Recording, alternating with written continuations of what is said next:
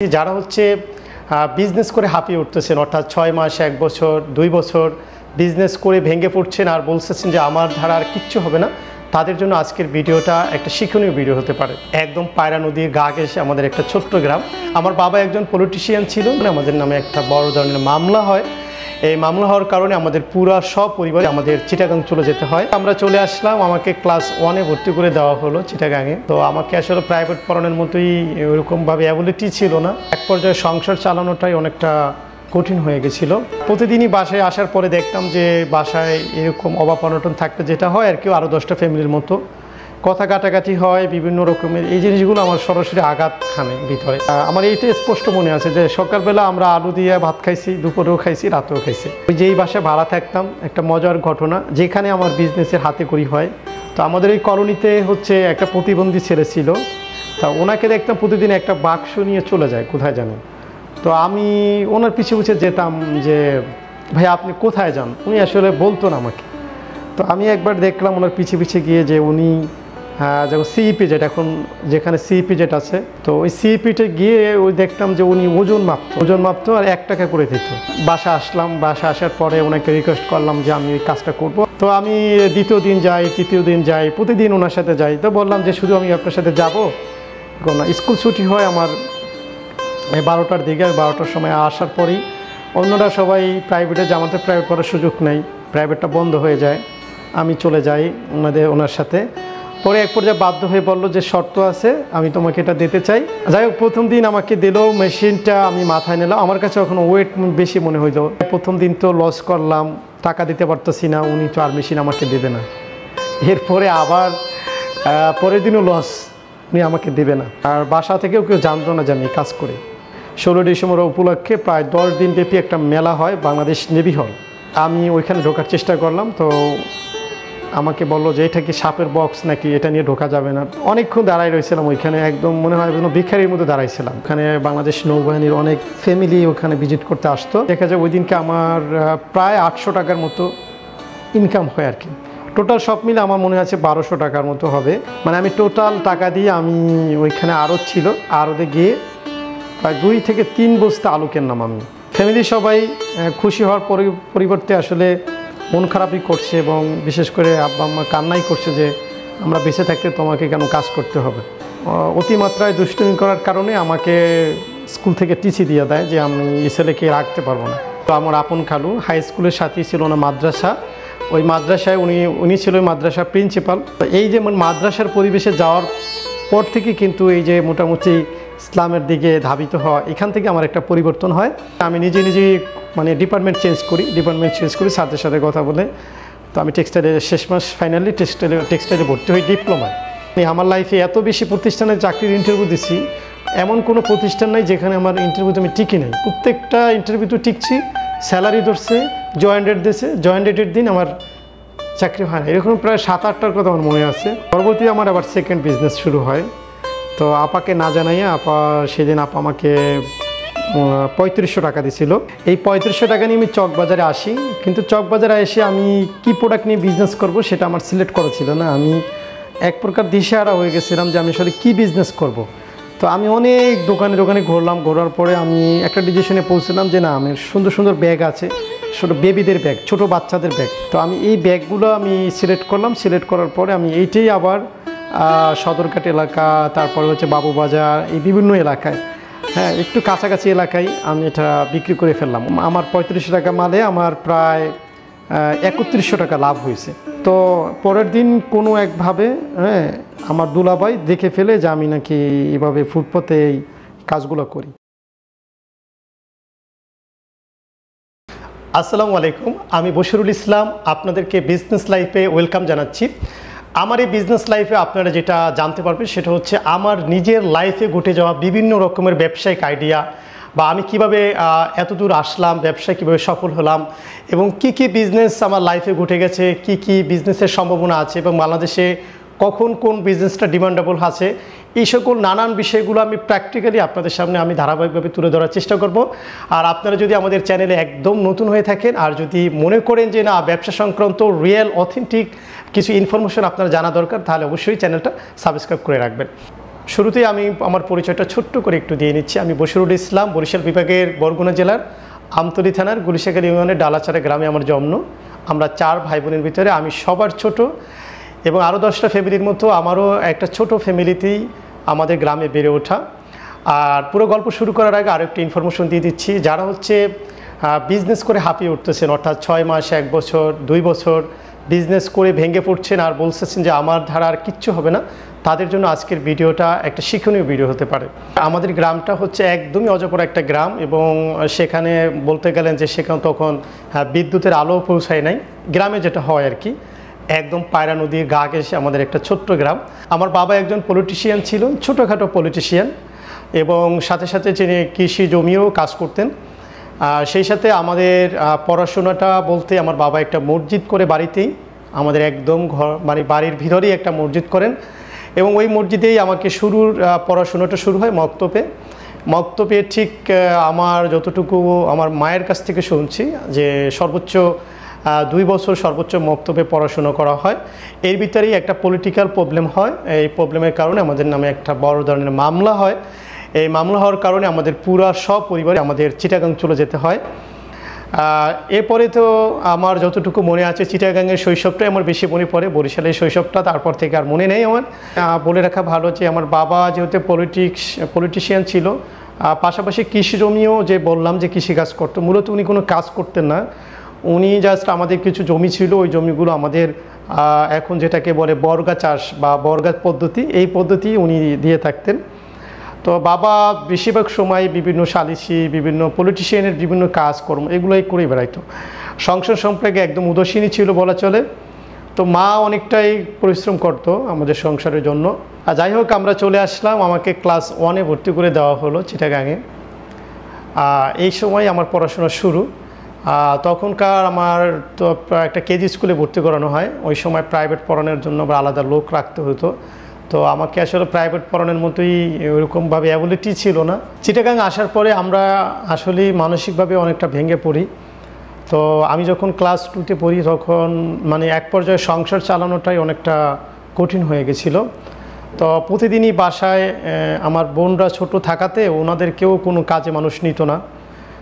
আর আমার ভাইয়া হচ্ছে একটু যেহেতু প্রথম সন্তান, উনিও তেমন একটা কাজকর্ম করতে চাইতো না।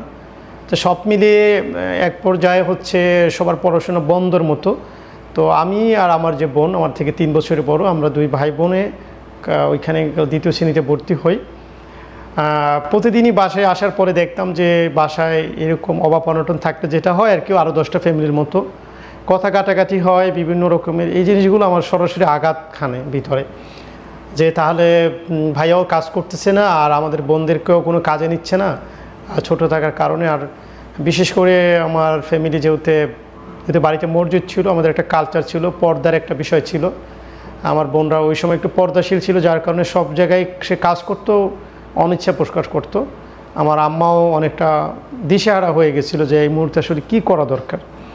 তো শেষমেশ আমার আব্বা কিছু লেবু কিনে আনলো, সে লেবুর ব্যবসা শুরু করলো। তো এই লেবুর ব্যবসাটা আব্বা যখন করতো তখন আমার মধ্যে একটা খুব কাজ করতো যে এই লোকটা সব সময় এত চলাফেরা করতো, সালিশ করতো, মানুষের বিভিন্ন জায়গায় ঘুরে বেড়াতো, মানে ওনার চলাফেরার স্টাইল মানে আমাদের মানে 4 ভাই বোনদের ভিতরে একটা অন্যরকম প্রতিক্রিয়া কাজ করতে। বাবা শেষ পর্যন্ত আমাদের জন্য এটা করতেছে। তো এই কাজটা করতেছিল, মাঝখানে লেবুর ব্যবসা আসলে ওভাবে পারতেছিল না। হোলসেল আনতো, হোলসেল লেবু কিন্তু আড়ত থেকে এনে উনি লোকাল মার্কেটে দিত। পরবর্তীতে সময়ে উনি ওইটা ছেড়ে পরবর্তী আইসক্রিম বিক্রি করা শুরু করে।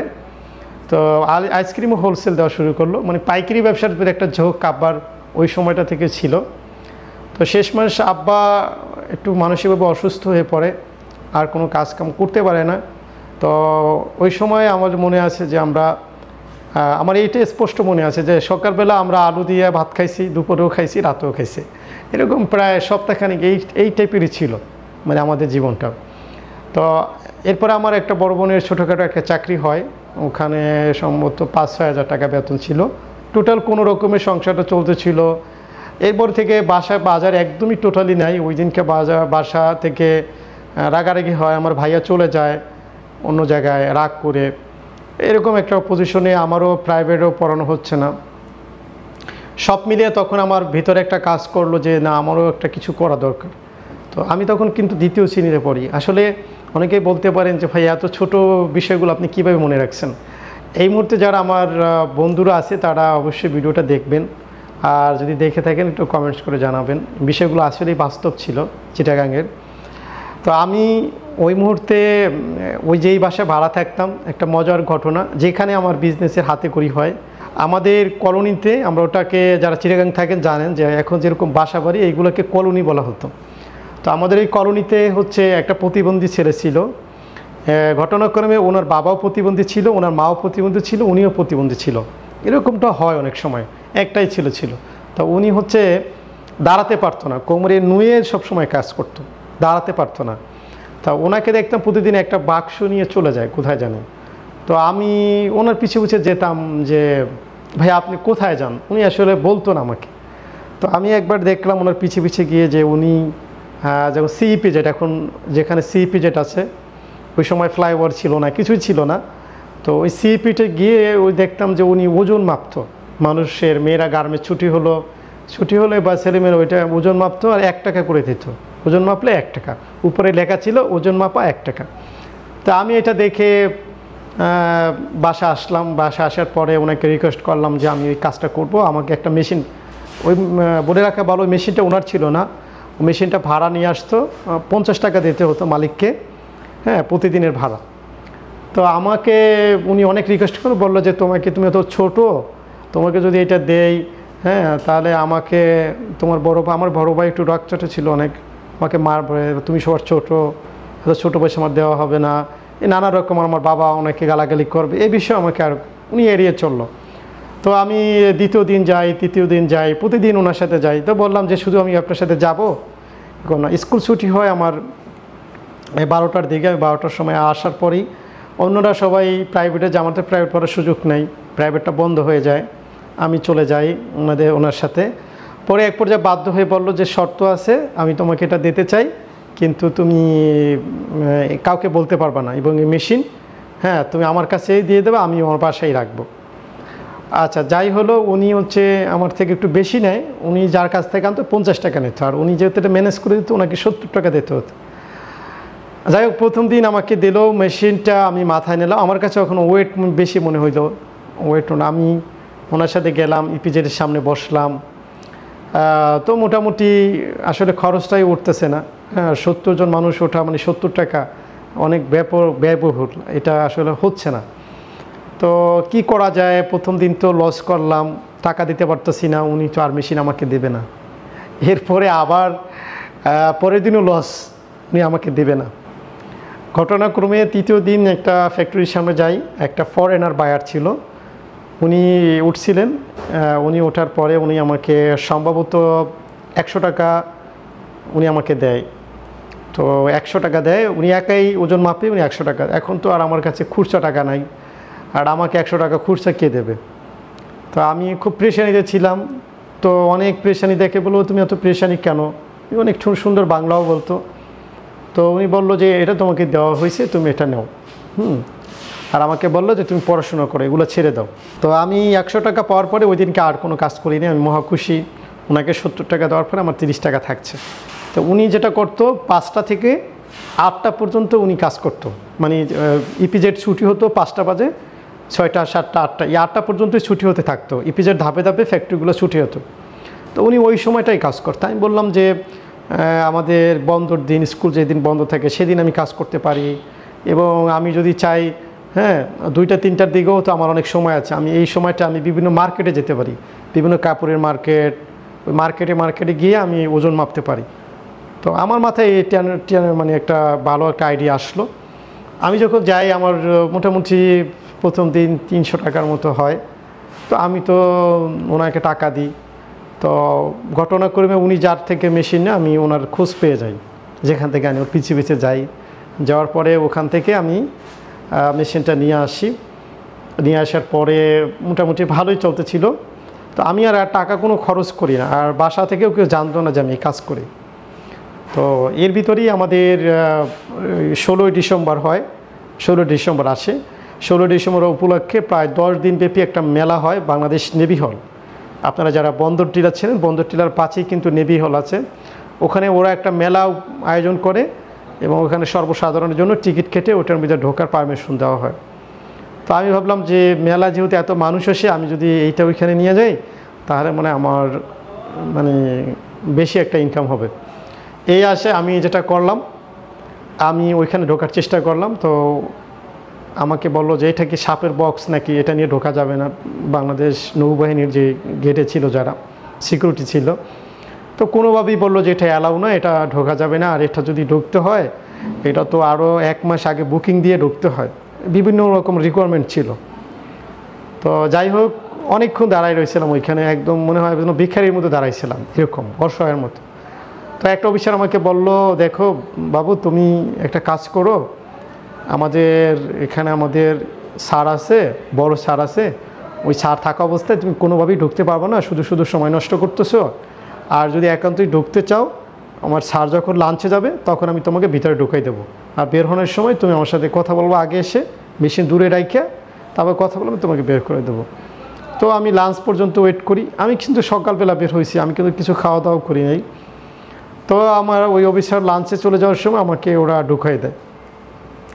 ঢুকাই দেওয়ার পরে আমি তো দেখলাম, ওইটা নিয়ে বসলাম। ওখানে বাংলাদেশ নৌবাহিনীর অনেক ফ্যামিলি ওখানে ভিজিট করতে আসতো। দেখা যায় ওই দিনকে আমার প্রায় 800 টাকার মতো ইনকাম হয় আর কি। প্রথম 800 টাকা ইনকাম হলে, আমার তো কোনো ভাড়া নাই, কিচ্ছু নাই। তো 800 টাকা ভাড়া হয়। আমি ওখান থেকে বের হলাম। বের হয়ে আমার আগের কিছু টাকা ছিল, প্রায় আগেও 150 টাকার মতো, ওই যে বিভিন্ন জায়গায় প্রফিট করতাম, 150 টাকার, না জানি 400 টাকা এরকমই হবে। টোটাল সব মিলে আমার মনে আছে 1200 টাকার মতো হবে। আমি এই 1200 টাকা, আপনারা জানেন সেই সময় আলুর কেজি সম্ভবত 2 টাকা ছিল, না হয় 5 টাকা হবে, এরকম আনুমানিক, আমি সঠিক মনে নেই। আমি টোটাল টাকা দিয়ে আমি ওইখানে আড়ত ছিল, আড়তে গিয়ে প্রায় 2 থেকে 3 বস্তা আলু কিনলাম। আমি আলু কিনলাম, কিন্তু আমি চিন্তা করি আলুগুলো বাসায় কীভাবে নেব। তারপর ওরাই ভ্যান ঠিক করে দিল। আমি 3 বস্তা আলু নিয়ে আমি যখন আমাদের যে কষাইগুলি এখন যেটাকে বলে, ওইখানে আসলাম। আসার পরে প্রায় 3 বস্তা আলু। তো আমার যারা ফ্রেন্ড সার্কেল ছিল, ফ্রেন্ড সার্কেল বলতে আমার এই মুহূর্তে নাম মনে পড়তেছে, থ্যাংক ইউ তোমাদেরকে, কলি, রাজা, জুয়েল, হ্যাঁ, শ্রাবন্তী, যারা ছিল আমার বন্ধু বান্ধবীরা, ওরাও বিষয়টা ভিড় জমাই গেল যে সে ব্যবসা করছে, ব্যবসা করার পরে 1 ভ্যান আলু নিয়ে আসছে। অনেক টাকার মালিক সে, যে ক্লাস 2য় শ্রেণীতে পড়া একটা ছেলে ব্যবসা করে এত টাকা, কি ব্যবসা করতাম কেউ জানতো না। শেষমেশ সেটা নিয়ে আসার পরে সারা রাত এটা জিজ্ঞেস করার পরে সব তো বলে ফেললাম যে আমি এই কাজ করতাম। তো ফ্যামিলি সবাই খুশি হওয়ার পরিবর্তে আসলে মন খারাপই করছে, এবং বিশেষ করে আব্বা আম্মা কান্নাই করছে যে আমরা বেঁচে থাকতে তোমাকে কেন কাজ করতে হবে। যাই হোক, ওই দিন পর থেকে আমাকে আর কোনো ব্যবসা রিলেটেড কোনো কাজ করতে দেয়নি। পরবর্তীতে আমাকে প্রাইভেটের ব্যবস্থাও করে, আমাদের মামলাটাও শেষ হয়ে যায়। এর ভিতর আমরা আমাদের গ্রামে চলে আসি পুরো ফ্যামিলি সহ। আমার বড় ভাইটা তখন চিটাগাঙি থাকে, বাকি সবাই আমরা চলে আসি। বাড়িতে আসার পরে মামলাটার কার্যক্রম নিয়ে আমাকে আর ভর্তি করানো হয় না। আমার লাইফে আমি ক্লাস 3-তে কখনো পড়া হয় না আমার। তো আমাকে ভর্তি করে দেওয়া হয় স্থানীয় আমার বাড়ির পাশে একটা প্রাইমারি স্কুলে, ক্লাস 4-এ। তো আমি ক্লাস 4-এ পড়ার পরে পুরো বছরটা আমি ভালো করে পড়ি, কিন্তু অতিমাত্রায় দুষ্টুমি করার কারণে আমাকে স্কুল থেকে টিসি দিয়ে দেয় যে আমি এই ছেলেকে রাখতে পারবো না। একটু মারামারি টাইপের বিভিন্ন রকমেরই করতাম, একটু দুষ্টও ছিলাম, যার কারণে আমাকে টিসি দিয়ে দেয়। আমি এই মুহূর্তে কোথায় পড়বো। পরবর্তীতে আব্বা অন্য স্কুলে ভর্তি করে দেয়। ভিডিওতে আপনারা অলরেডি দেখতে পাচ্ছেন, এই যে গোসখালী বোর্ড সরকারি প্রাথমিক বিদ্যালয়, এখানে দেখতে পাচ্ছেন, এখানে কিছু নারিকেল গাছ আছে। ভিডিওতে যদি দেখা সম্ভব হয় দেখাই দিচ্ছি। এখানে হচ্ছে এই গাছগুলো আমার হাতে লাগানো ছিল, এখন অনেক বড় হয়েছে। এইখানে হচ্ছে আমি পড়াশোনা করি, 1 বছর লজিং দেওয়া হয়, লজিনে থেকে পড়া হয়। তো এইখান থেকে আমার পড়াশোনার পরে এইখানে একটা ওই সময়ের একটা মর্মান্তিক ঘটনার সাক্ষী হই আমি। সেটা হচ্ছে 2007 সালের ঘটনা এটা। তখন আমার বাংলাদেশ দক্ষিণ অঞ্চল, আপনারা জানেন, সিডর নামে একটা ভয়ঙ্কর বন্যা হয়েছিল। সেই বন্যার প্রত্যক্ষ সাক্ষী ছিলাম। এই বন্যার সময় আমাদের পরীক্ষাটা 2008 সালে হয়, 7 সালের পরীক্ষাটা পিছিয়ে নিয়ে 2008 সালে করা হয়। তো 2008 সালে পরীক্ষা দেওয়ার পরে আমার ওইখানেই হাই স্কুল আছিল, গোসখালী হাই স্কুল, যে এখানে ছবি আছে হাই স্কুলের সামনে দিয়ে, এখানে পড়ি। এখানে পড়ার সুবিধার্থে এখান থেকেও মানে একই অবস্থা, এখানেও আমাকে স্কুলে রাখা হবে না। আমি অত্যন্ত দুষ্টামি করি, স্কুলের বেঞ্চ, স্যারদের চেয়ার এগুলো ভেঙে ফেলি একবারে, যেটাকে বলে এখন যে কিশোর গ্যাংয়ের মতো এরকম কিছু বন্ধু বান্ধব ছিল, অনেকে দেখতেছেন আমার বন্ধুরা, বিশেষ করে বেলাল, আব্দুল আউয়াল, হ্যাঁ কাউসার, এরা আমার ফ্রেন্ড ছিল। আমরা অতিমাত্রা দুষ্টমি করতাম। এখান থেকেও আমার বাবা মাকে ডেকে নিয়ে এখানেও আমাকে রাখা হবে না, আমাকে টিচি দিয়ে দেবে। শেষ মাসে আমাকে ক্লাস 8 থেকেও টিচি দিয়ে দেয়। আসলে আমি এতটাই দুষ্টুমি করতাম, আমার মনে আছে প্রায় 6 থেকে 7টা চেয়ার, স্যারদের চেয়ার আমি ভেঙে ফেলছিলাম। মানে এই একটা অবস্থা। আর দ্বিতীয় বিষয়টা হলো টিসি দেওয়ার আরেকটা কারণ ছিল, সেটা হচ্ছে আমি আমার 6, 7 এই 2 ক্লাসে আমি কখনোই ম্যাথ পরীক্ষা দিতাম না। আমি ম্যাথে অনেক কাঁচা ছিলাম। আমরা যেটা করতাম সেটা হলো আমরা তখন চানাচুর, বোম্বে চানাচুর ছিল, ওই চানাচুর প্যাকেট নিয়ে যেতাম, ওইটা সবাইকে খাওয়াইতাম। খাওয়ানোর পরে আমি পরীক্ষা দেওয়ার পরে ওই মানে পরীক্ষার পেপারটা আমি ওই চানাচুর প্যাকেটের ভিতরে করে নিয়ে আসতাম। আইসে আমি স্যারদের নামে কমপ্লেন করতাম যে আমার ম্যাথ খাতা নাই। তো আমার প্রথম সাময়িক, দ্বিতীয় সাময়িক, ফাইনালের কোনো পরীক্ষায় ম্যাথ খাতা পেতো না, খুঁজেই পেতো না। তো আমাকে আনুমানিক পাস করাইয়া দেয়, ওই গ্রামে আর কি যেটা হয়, আনুমানিক একটা পাস করাই দিত। ছাত্র হিসেবে তো আমি ভালো ছিলাম না, দুষ্ট দিনে ভালোই ছিলাম। এই যে আমি পরীক্ষার খাতাগুলো যে চিপসের প্যাকেটের ভিতরে রেখে চেয়ার ভেঙে ফেলি, যে মাত্র অতিরিক্ত দুষ্টমি করি, এ কারণে কিন্তু আমার আব্বা আম্মা আমাকে লজিন দিয়ে দেয় ক্লাস 5 থেকেই। তো 5-এর আর একটা চমৎকার ঘটনা আছে, সেই ঘটনাটা একটু বলতে যাচ্ছি আপনাদের সাথে। সেটা হচ্ছে আমি যখন 5-এ পড়ি তখন আমাদের সময়ে স্কলারশিপ ছিল, মানে বৃত্তি ছিল আমাদের সময়। এখন সমাপনী পরীক্ষা হয়তো বা হয়, আমাদের সময় বৃত্তি পরীক্ষা ছিল। 2007 সালের ঘটনা। তো তখন হচ্ছে আমি যেই বাসায় লজিং থাকতাম, এই বাসার পাশেই হচ্ছে পুজোর একটা ফাংশন হইতো, দুর্গাপূজার একটা ঘটনা হয়। তো ওই সময় আমাদের দেশের কালচারটা এরকম ছিল যে পূজায় যাওয়া যাবে না, হিন্দুদের বাড়িতে কোনো কিছু খাওয়া যাবে না, এই টাইপের আর কি। আবার যেহেতু বাড়িতে মসজিদ যাওয়ার তো প্রশ্নই আসে না, বাড়িতে সবাই পর্দা মেনটেন করে। তো সব বিষয়গুলো নিয়ে আমি আমার বন্ধুদের সাথে, আমার হিন্দু বন্ধুদের সাথে খুব ভালো রিলেশন, আমি খুব মহাব্বতও করতাম ওদের, আমাকে ওরা খুব ভালোবাসতো। তো সেই সুবাদে আমি একদিন, আমার ধরেন আগামীকাল পরীক্ষা, ওই দিন রাতেই আমি চলে যাই ওই পূজায় চলে যাই। আমি স্কুলে কোচিং করতাম, স্কুলেই ঘুমাইতাম, আর খাওয়া দাওয়া হইতো একটা বাসায় লজিং দিত ওইখানে। তো আমি ওইখানে চলে যাওয়ার পরে এই ঘটনাটা আর কি সবাই জানাজানি হয়ে যায়। এবং রাতে বন্ধুদের সাথে পুজোর পাশেই হচ্ছে আখ ক্ষেত ছিল, ওখান থেকে আমরা আখ থেকে চুরি বলা যায়, চুরি করা হয়, যেটা সত্য সেটাই বলতেছি। বন্ধুরা মিলে যেটা হয় আর কি, যেটা করলাম। তো আখ চুরি করাতে এখানে একটা প্রবলেম হয়। আর দ্বিতীয় কথা হচ্ছে আমি ওই পূজার বাড়িতে খাওয়া দাওয়া করি, যেগুলো আগুন টাগুন নিয়ে একটু ওরা যে লাফালাফি করে এগুলোও করতাম, দুষ্টুমি যেগুলো করা হয় এগুলো করছি। তো এই বিষয়গুলো আরও যারা ছিলেন, এই বিষয়গুলো যেহেতু এলাকার ভিতরেই ঘটনা ঘটছে, পার্শ্ববর্তী এলাকার, তো পুরো ইউনিয়নে ছড়াই গেছে যে আমাদের বাড়ির নাম হচ্ছে আকনবাড়ি, যে আকনবাড়িতে মসজিদ আছে, তার ছেলে তো মুসলমান নাই। মানে এমন একটা ঘটনা রটাইছে যে সে তো সেই বাড়িতে খাইছে, সেই বাড়িতে ঘুমাইছে, সেই বাড়ির ওই পুজো মণ্ডপে পূজা করছে, সে তো আর মুসলমান নেই। তো আর আমি তো ওর ঘটনা জানি না। আমি তো পরের দিন শুক্রবার, আমি তো শুক্রবার বন্ধ থাকে, আমি সপ্তাহে একদিন বাড়ি যাইতাম, আবার শনিবার সকালে এসে ক্লাস করতাম। তো আমি বাড়িতে যাই, বাড়িতে যাওয়ার পরেই পুরো রাস্তায় আমাকে যেই দেখা হইতো সেই বলতো যে তুমি তো আর মুসলমান নাই। তো বিষয়টা খুবই দুঃখজনক ছিল। আমি ওই সময় যে আবেগ ছিল আমি এটা নিতে পারতেছিলাম না। তো বাড়িতে যাওয়ার পরে মা বলতেছিল, হ্যাঁ তোমার জন্য মুখ দেখাতে পারি না কোথাও, হ্যাঁ তুমি আমার সন্তান না, এই নানান রকম কথাবার্তা। আমাকে যেটা করলো, বাড়িতে আমি এমনিতেই সারা রাত জাগছি, হ্যাঁ সারা রাতে ঘুম হয় নাই, শরীরটা অনেক দুর্বল ছিল। যাওয়ার পরে মা হচ্ছে যে 2টা ছোটো একটা লাঠি ছিল, চিকন লাঠি দিয়ে আমাকে 2টা বাড়ি দিয়েছে, বলছে যে আর আমার বাসা থেকে থাকবি না, আমার বাসা থেকে চলে যাবি, হ্যাঁ বাড়িতে মসজিদ আছে, আমাদের মান সম্মান সব শেষ তোর কারণে, এই বকা টোকা দেয়। আর আমি একটু রাগে ছিলাম, আগেই বললাম। তো আমি যেটা করলাম, সাথেই ওই করার পরে আমি রওনা করলাম। আমি সোজা আমাদের গ্রাম থেকে প্রায় 10 কিলোমিটার দূর হবে সেই সময় লঞ্চ ছিল।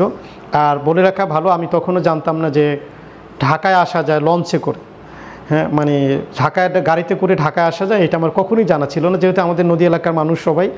আমি যখন আমতলিতে বা সদরে যেতাম, আমতলি পৌরসভায় যেতাম, সবসময় আমি ট্রলারে করে যেতাম। আমি জানতামই না যে আসলে করে যাওয়া যায়। আমি তখন হাঁটা শুরু করলাম, হাঁটতে হাঁটতে আমি চলে গেলাম সেই লঞ্চ ঘাট, প্রায় 10 কিলোমিটার দূরে, পুরোটাই হাঁটছি। আমার হাতে একটা টাকাও ছিল না। তো আমি লঞ্চে উঠলাম, লঞ্চে উঠে আমার একটা ডিসিশন ছিল, আমার ভাইয়া যেহেতু চিটাগাং, আমি আগেই বলছিলাম আমার ভাইয়া চিটাগাং ছিল, আমার ভাইয়া যেহেতু চিটাগাং আছে আমি চিটাগাং যাব। আর আমি জানি লঞ্চে উঠলি চাঁদপুর নামালি চিটাগাং, তারপর নাকি ট্রেনে উঠলি তাহলে তারপর মানে আমি জানতাম যে লঞ্চে উঠলে চাঁদপুর নামাই দেবে, ওখান থেকে আমি চিটাগাং চলে যাব। তো আমি ওইভাবে উঠলাম। ওঠার পরে তো আমি আপনারা তো জানেন আমি তো আগের দিন পূজায় ছিলাম সারা রাত, এটা তো আমি বলছিলাম, আমার তো টোটালি ঘুম নাই চোখে। আমি তখন ঘুমিয়ে পড়লাম। চাঁদপুরে ঘাট দেওয়ার পরে লঞ্চটা আবার সদরঘাট চলে আসে। তো আমি আর চাঁদপুর নামতে পারি নাই। আমি সকালে ঘুম ভাঙছে, সবাই চলে গেছে, লঞ্চ পরিষ্কার করার সময় আমাকে আর কি উঠায়। আর ছোটোদের তখন কোনো ভাড়া লাগতো না, আমাকে কেউ ভাড়া চায়ও নেই। লঞ্চ থেকে নামার পরে দেখি অনেক লঞ্চ সদরঘাটের, অনেক মানুষজন, অনেক কিছু। এই হচ্ছে আমার প্রথম লাইফে ঢাকায় আসা। এর আগে আমি কখনোই ঢাকায় আসি নাই। ঢাকায় আসার পরে আমি এখন কোথায় থাকবো, কী করব, কিছুই জানি না। সব থেকে ভয় ছিল ছোটোবেলা আমার আপা আমার বোন সেটা আমাকে গল্প শোনাইতো যে একা কোথায় যাবা না, গেলে তোমাকে কল্লা কাটায় ধরবে। হ্যাঁ, এই গল্পটাই আমার সব থেকে বেশি ভয় লাগতো। তো আমি এই ভয়ে কারোর সাথে কথা বলতাম না যে আমাকে গল্লা কাটায় ধরবে। যাই হোক, গল্পটা অনেক বড় হয়ে যাচ্ছে। তারপর আমার লাইফের যেহেতু ঘটনা আমি কন্টিনিউ বলেই রাখি আপনাদের, অনেকে শুনতেও চাচ্ছিলেন। তো আমি ওইখানে তখন সরস্বতী আর কি যে দুর্গাটা তখন মানে ভাসাই দেওয়া হয় ওই দিন, মানে আমি সকালবেলা ওইখানে নামি, বিকালের দিকে দুর্গা নিয়ে আসা হয়। মানে আমি খুবই ইন্টারেস্ট ছিলাম বন্ধুদের কাছ থেকে শুনতে আমার এই জিনিসগুলো দেখতে ভালো লাগতো আর কি। তো ওই সময় আমি যে ক্ষুধা আছি, আমার যে পেটে ক্ষুধা আছে, সারা রাত কী করছি, সকাল ওইটা আমি এই পূজা দেখার জন্য ওই সদরঘাটে নিয়ে আসতো। আমি এবার সেখানে যেয়ে পূজা দেখার জন্য ওইখানে অনেক মানুষ আসতো। তো ওই সময় আমি এরকম মাথায় হাত দিয়া এরকম থাকতাম, আমার একটা অভ্যাস ছিল, আমি এরকম থাকতাম সবসময়, ঠিক আছে, এরকম হাত দিয়ে আমি সব কিছু দেখতাম। একটা লোক আমাকে খুব ফলো করে যে আমি আমার কিন্তু স্কুল ড্রেস পরা ছিল, আমি কিন্তু ওই যে মা মারছিল, আমার কিন্তু স্কুল ড্রেস পরা ছিল, স্কুল ড্রেস সহ। আর চেহারার তো স্কুল ড্রেসটা আমি যখন ফ্লোরে ঘুমাইছি লঞ্চের, একটু ময়লা টোলা লাগছে, একটু বিশ্রী দেখা যাচ্ছে। তো ওই লোকটা সন্ধ্যা হয়ে গেছে, প্রায় 7টা-8টা হবে, আমি কোথাও যাচ্ছি না, ওখানে দাঁড়াই রয়েছি। তো লোকটা আমাকে বারবার ফলো করতেছে। পরে ওই লোকটা এসে আমাকে বলে যে, আমি লোকটার নাম মনে আছে আমার, লোকটার নাম হচ্ছে সুমেল। তো সুমেল ভাইয়া আসে, আমি তো তাকে চিনি না, উনি এসে জিজ্ঞেস করে যে তুমি কোথায় যাবা। তো আমি ওনার সাথে কোনো কথা বলি না, কারণ আমার বোন আমাকে শিখাইছে যে যদি অপরিচিত কারোর সাথে কথা বলো সে হচ্ছে কল্লা কাটা আর তোমাকে সে নিয়ে যাবে। অনেক রিকোয়েস্ট করলো, আমি কথা বললাম না। পরে ওনার কাছ থেকে আমি দূরে সরে গেলাম, উনি আমাকে ফলো করতেছে। তো আমি এখন নিশ্চিত করি ভেবে নিলাম উনি কল্লা কাটা, উনি আমাকে নিয়ে যাবে, কিন্তু আমি যাবোটা কোথায়। তো আমি ওনাকে লুকানোর জন্য অনেক চেষ্টা করতেছি, উনিও আল্লাহর বান্দা আমাকে আর ছাড়তেছে না। পরে রাত যখন 11টা সাড়ে 11টা বাজে, আমার প্রচণ্ড ক্ষুধা লাগে। তো উনি আমাকে পরে জিজ্ঞেস করে, দেখো এখন অনেক রাত হয়ে গেছে, এখন তুমি কোথায় যাবা। পরে বললো যে তুমি কি আমার সাথে যাবা আমার বাসায়, আমিও এই পূজা দেখতেই আসছি, তুমি চলো। তো ওনার সাথে শেষমেশ আমার ক্ষুধা যন্ত্রণা, আমি বললাম আমাকে খাওয়াইলে আমি যাব। তো উনি আমাকে কিছু খাওয়ায়। ফার্স্ট টাইম নবাববাড়ির পুকুরের পাড়ে উনি আমাকে জিজ্ঞেস করে তুমি কী খাওয়া, আমি বললাম যে আমি ঝালমুড়ি খাবো। এই খালি পেটি তখন ফার্স্ট টাইম ঢাকায় যাওয়া, একদিন পরে মানে 1.5 দিন পরে আমি প্রথম খাবার ঝালমুড়ি খাইলাম। নবাববাড়ির পুকুরের কথা মনে আছে। উনি ইসলামপুর মার্কেটে দোকানের কর্মচারী ছিল, কাপড়ের দোকানে কর্মচারী ছিল সুমেল ভাইয়া। তো ওনার দোকানে নিয়ে গেল, ওনার যারা ছিল জিজ্ঞেস করলো তোমার কী হয়, বললো আমার ছোটো ভাই। যাই হোক, উনি ওনার বাসায় নিয়ে গেলো। ভাগ্যক্রমে বাসা যাওয়ার পরে শুনলাম ওনার একটা বোন আছে, নাম হলো সুমি ছিল বন্ধত্ব, ওনার কোনো বাচ্চা হয় না। উনি ডিসিশন নিল আমাকে, ওনার বোন আমাকে মানে লালন পালন করবে, এই হিসাবে উনি আমাকে নিয়ে গেছে।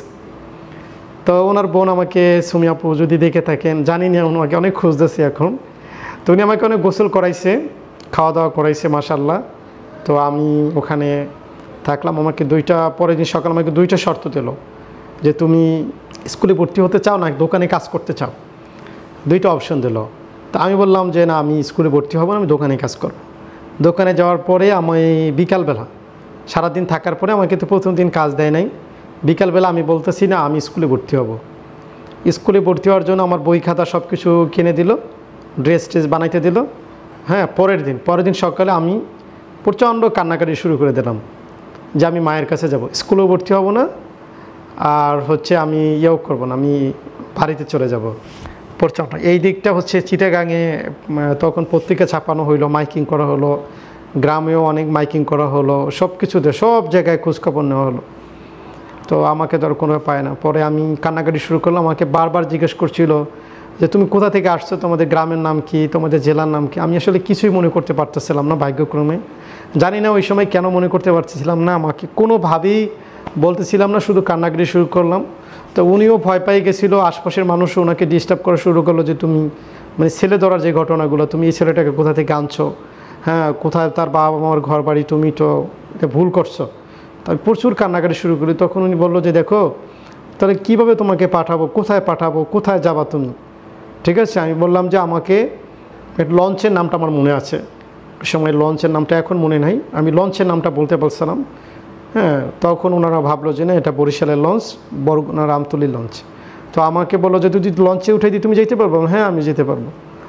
তো তারা সিদ্ধান্ত নিয়ে আমাকে কিছু টাকা দেয়, ফল টল এগুলো কিনে দিয়ে লঞ্চের যে কেবিনের দায়িত্ব যারা ছিল স্টাফরা ওদের কাছে বুঝিয়ে দেয়। পরে আমি তো এই লঞ্চে উঠলাম, লঞ্চে ওঠার পরে অবশেষে আসলাম।